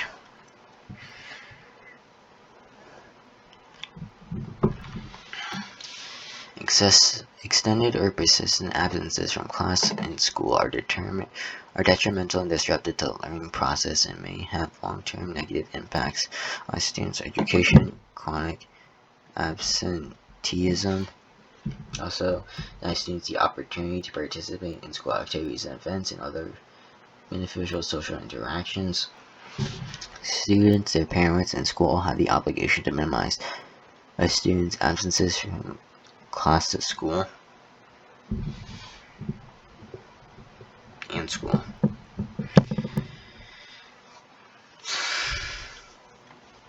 In addition to the intervention process for addressing student truancy, the school shall also provide an intervention process when the student has 10 excused and/or unexcused absences in a school year. The principal shall notify the student's parents of the total number of absences during that period and provide a copy of Policy JH. If a student has 15 absences within the school year, the principal shall request a meeting with the parents and the student. The purpose of the meeting will be to identify the reasons for the extended or persistent absences and develop a plan to address the cause of the student's absences. If a student has qualifying disability, the matter shall be referred to the appropriate education team. Should the intervention process fail to minimize or eliminate a student's school's absences, and the school and absent is more than 20 or more days of the school year, the principal, after discussion with the parents, may seek intervention from appropriate state agencies, including court intervention. The procedures set forth in Policy JH to address student absenteeism shall be in addition to and do not replace any procedures required from identifying students with disabilities, or providing those identified parents with appropriate educational services. What did I say that I was going to read? I don't remember. Alright, I'm going to take a tiny break and hopefully remember to cut here. Okay, I have decided that I'm going to read like the first section or important part of each of the things next in here, except for co-curricular code of conduct. Actually, never mind. Yeah, I'm just gonna read I'll read it all. But I'm just gonna read the first paragraph of stuff since I don't want to read shit. Yeah, I'll read all the first paragraph. Then this one, which is basically just, I'll just read this part since this isn't really important. That just goes with there. Start practice, I've already read. Schedule up, I'll read it. School dances, I've already talked about. Solicitation by students, yeah, sure. Okay, that's not what I want to do. Behavior expectations. Hanover High School expects students to conduct themselves as responsible citizens. Students are expected to pick up trash without being told, and certainty if they are told. Abusive or foul language is unacceptable. HHS is a public place. Behaviors in corridors, atrium, other common areas that disrupt instruction or harms the school's generally positive atmosphere will not be permitted.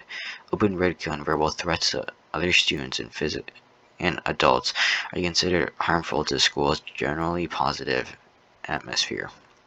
They do not tolerate physical intimidation, or fights as a satisfactory means of settling disagreements. Students who do not meet these expectations or who violate other school rules run the risk of having severe disciplinary sanctions imposed.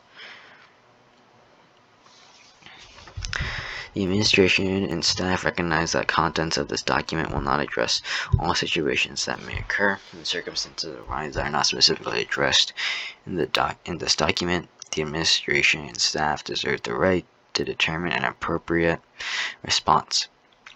Any individual who does not agree with the chosen actions or responses of administration or staff members may pursue appeal through the Judiciary Committee of Council. Destruction and property of theft. Yeah, I'll read this entire thing, it's pretty short. A schedule up of a type and length to be determined by the administration according to the nature of the offense. The student will pay all direct costs to the school district associated with replacement and repair of the damage. Deliberate destruction of property. Consequence: an immediate suspension of up to 3 days, and upon returning, schedule up to last up to the remainder of the school year. The student will pay all direct costs to the school district associated with replacement parts of damage. In addition, the student will undertake a work program as directed by the administration. Defacing school assessments. Consequence: if a student defaces a school assessment, it will be the administration's discretion to decide. Okay, I'm sorry. It will be at the administration's discretion to decide a punishment of up to 5 days, schedule up to a 2-day suspension.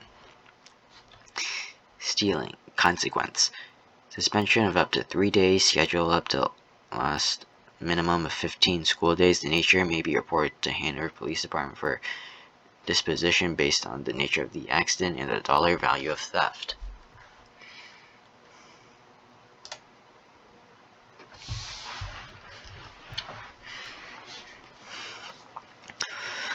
The Dresden School Board recognizes that abuse of alcohol and other drugs is a treatable health problem that at times involves conditions and violations of law, and that involvement with alcohol and other drugs can interfere with students' academic, physical, emotional, and social development. Further, the board recognizes that schools, as well as families and community at large, have a responsibility to this important matter. According to Dresden School Board, Accordingly, the Dresden School Board makes a commitment to the health and well-being of its students through age-appropriate programs and procedures to an environment free from alcohol and other drugs. Discipline policy. This policy replaces any previously adopted by the district concerning school safe zones, pupil, and disciplinary procedures. It is intended to meet the mandatory legal requirements of the district to outline its disciplinary procedure and define certain sections of the law that afford discretion to part of the board and administration.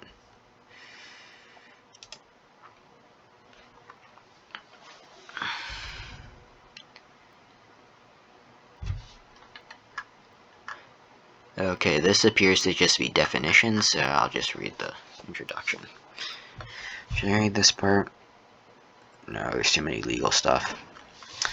The state of New Hampshire adopted legislation RSA 193-D:1 and 2, creating safe school zones and directing school districts to adopt policies defining such. The Dresden School Board Policy, JICD, contains language extremely important for students to know.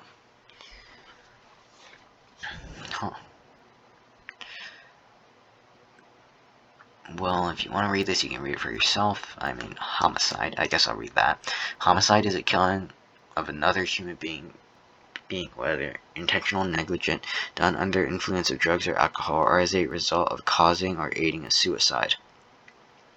The school district shall immediately notify the police department upon hearing that a person has died upon school property, regardless of the apparent circumstances. In addition, the school district shall take steps to ensure that the location of the body is not disturbed. Alright.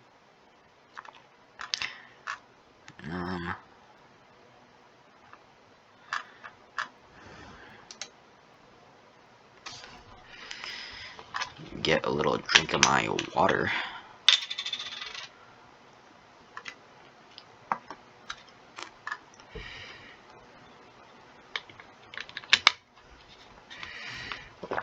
Personal Safety Dresden School Board Policy CIBB.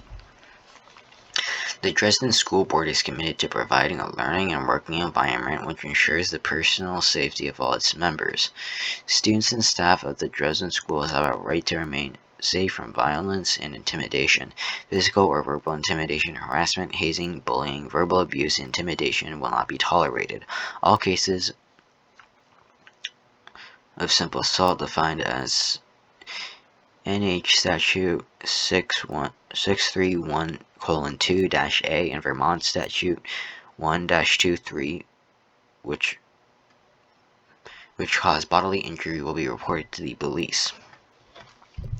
This policy is in effect on school grounds, on school transportation, and school-sponsored functions, as required by the NH Statute 193-D:8.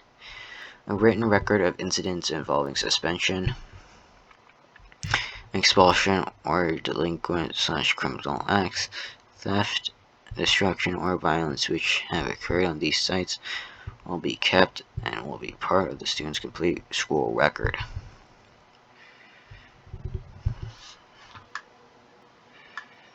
Atrium.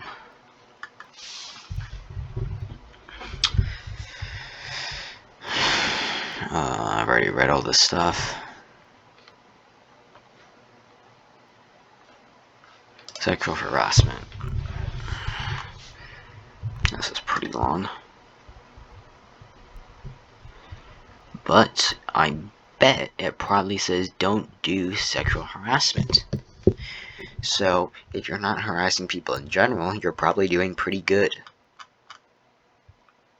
So I'll just read this. Adopted December 15, 2020.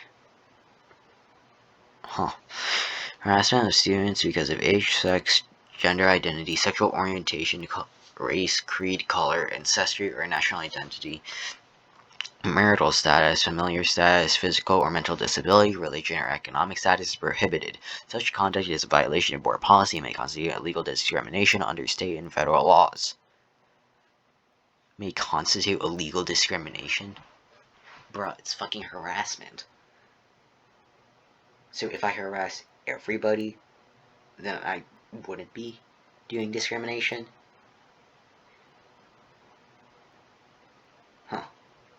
Something to note.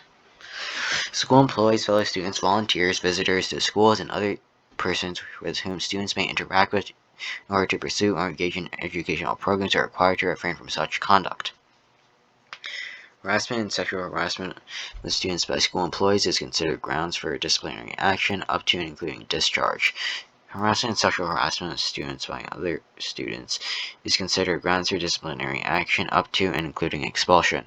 The superintendent will determine appropriate sanctions for harassment of students by persons other than school employees and students.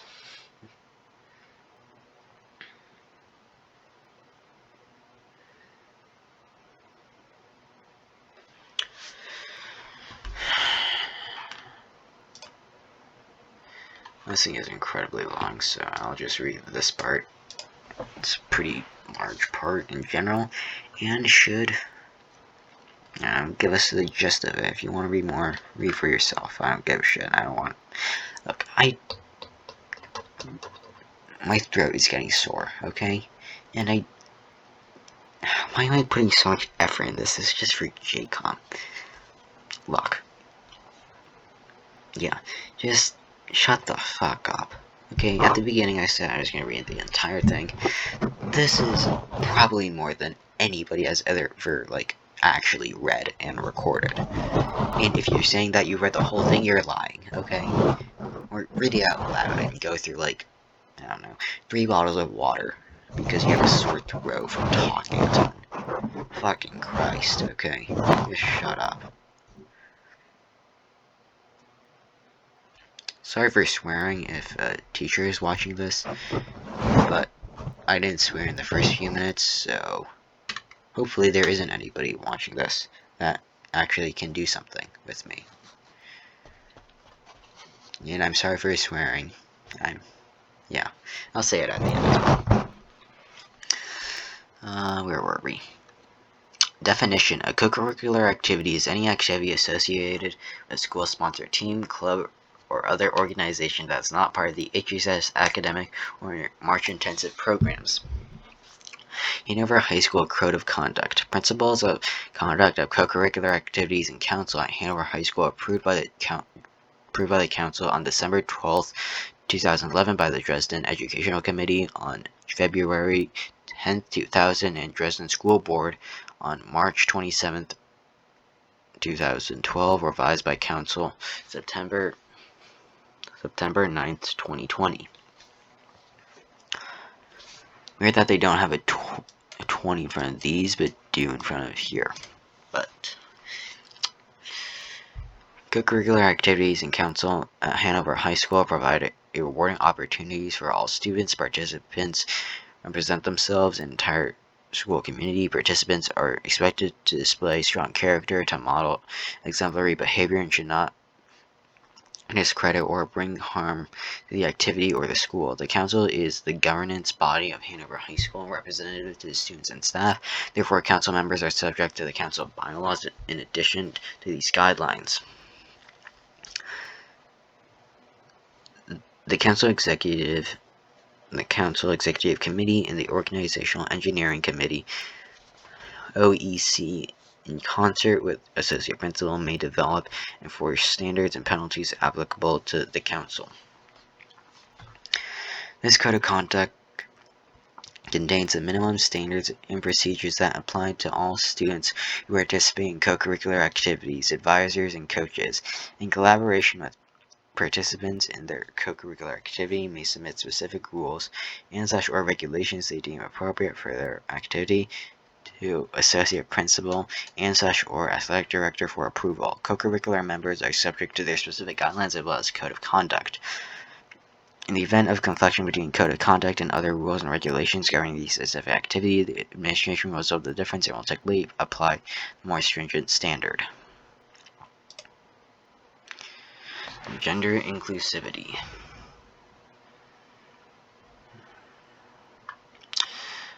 Legislative intent: if an individual is treated or dealt with in a manner that is based on historical gender stereotypes differently because of their gender and such, or required to conform to a specific standard historically associated from their gender, that is gender discrimination regardless of intent and is not permissible. These guidelines aim to prevent gender discrimination and make non-cisgender students more comfortable.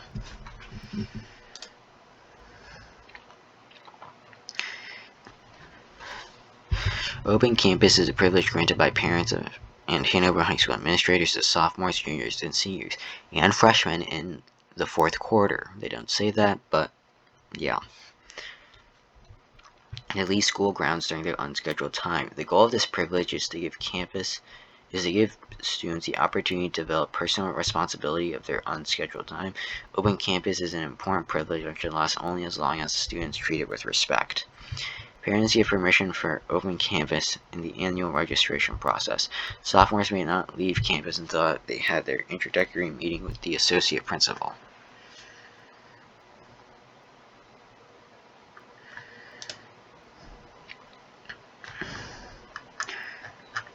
Parking and driving. Parking is very limited. Noting this as an acute problem, the Dresden School Board adopted the following policy in September 1991.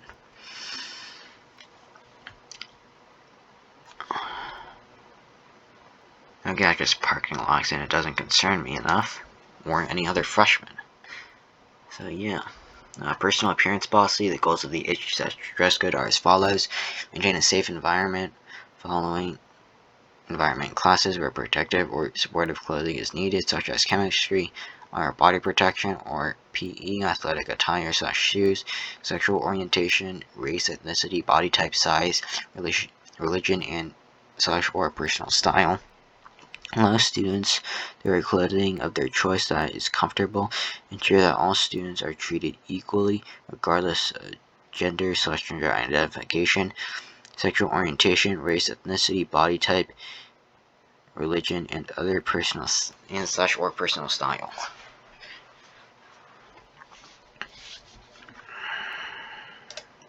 So practices we already read.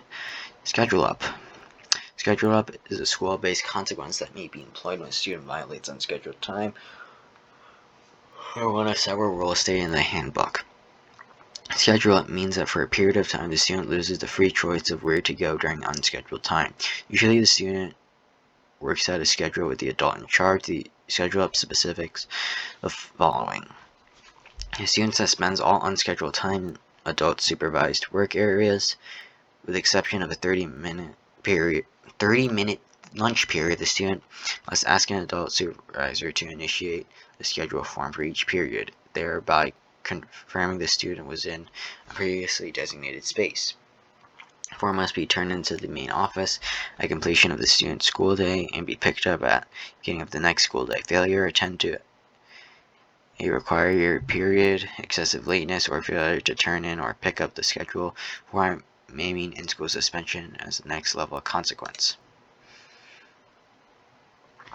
School dances. Students who wish to plan school dance must first meet with the associate principal to obtain potential dates for a dance and planning instructions. Okay. Dances usually begin around N. Entry to dances will be permitted only until 9 p.m. unless a special arrangement is made ahead of time with the chief at chaperone. Dances will end no later than 10:30 p.m. and there's usually an entrance fee. So, yeah. If you want to read stuff about school dances, go ahead. But I'm not reading it. Solicitation by students. The following steps will be taken when solicitation requests are desired of local merchants. Notify the associate principals that A, they might confirm whether or not other teams, grades, or departments are already soliciting, and B, we avoid heavy scheduling of fundraising efforts. 2. The staff member responsible for asking the activity will submit a request to the Secretary of the Hanover Chamber of Commerce asking that they appear before the board to discuss the project. The request has to be co-signed by the principal, and this process is required by any new fundraising projects. If approved, the staff member in charge will draw up guidelines for the students regarding 1. Division of labor to ensure only one solicitation per merchant. 2. Presentation of an introductory letter or statement to the merchant. 3. Procedures about courtesy, informal. Formal thank you notes should be routine follow-up schedule. Note 1. All solicitations, fundraising projects by athletic teams must have prior removal to the athletic director before contacting the associate principal. Note 2. Traditional fundraising activities connected with the yearbook, calendar, or football programs are exempt from this regulation. Students under 16 years of age who want to work a money-earning job in New Hampshire have to obtain a work permit. To obtain a work permit, students should have a definite job offer, be passing in all courses, be able to present an official form such as birth certificate, driver's license, or a form of identification with a birth date. Request the work permit from the school receptionist at regular work hours. Alright, that's good enough for now. As I said roughly 10 minutes ago, if you're watching there, if there's any teachers watching, sorry for swearing, but try reading half of the handbook, more than half, maybe 2/3 of the handbook, and actually reading it out loud, okay? It's annoying as fuck. Sorry. But was it worth it? Probably not.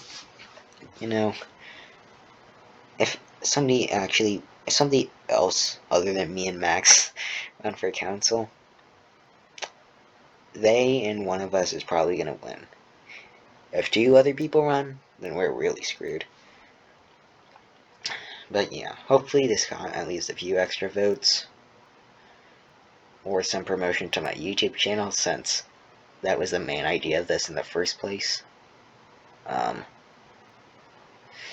Yeah. Apologies for the terrible microphone quality. After all, that is the name of my YouTube channel, and I'm known for my terrible microphone quality, but that's kind of the thing that I do. So, if you made it that far, or this far, and have listened to me reading the entire thing, yeah, I haven't read the entire thing, but if you have, congrats. As in, if you have finished listening to this, the entire thing, congrats. If you have read, like, actually the entire thing out loud, then fuck me, okay? Yeah, have a great day. Like and subscribe if you're interested, and I'm gonna back away from my microphone. I forgot to explain more that I didn't read the entire thing. It's incredibly long. Like, half of student policies account for literally half of it. So, yeah.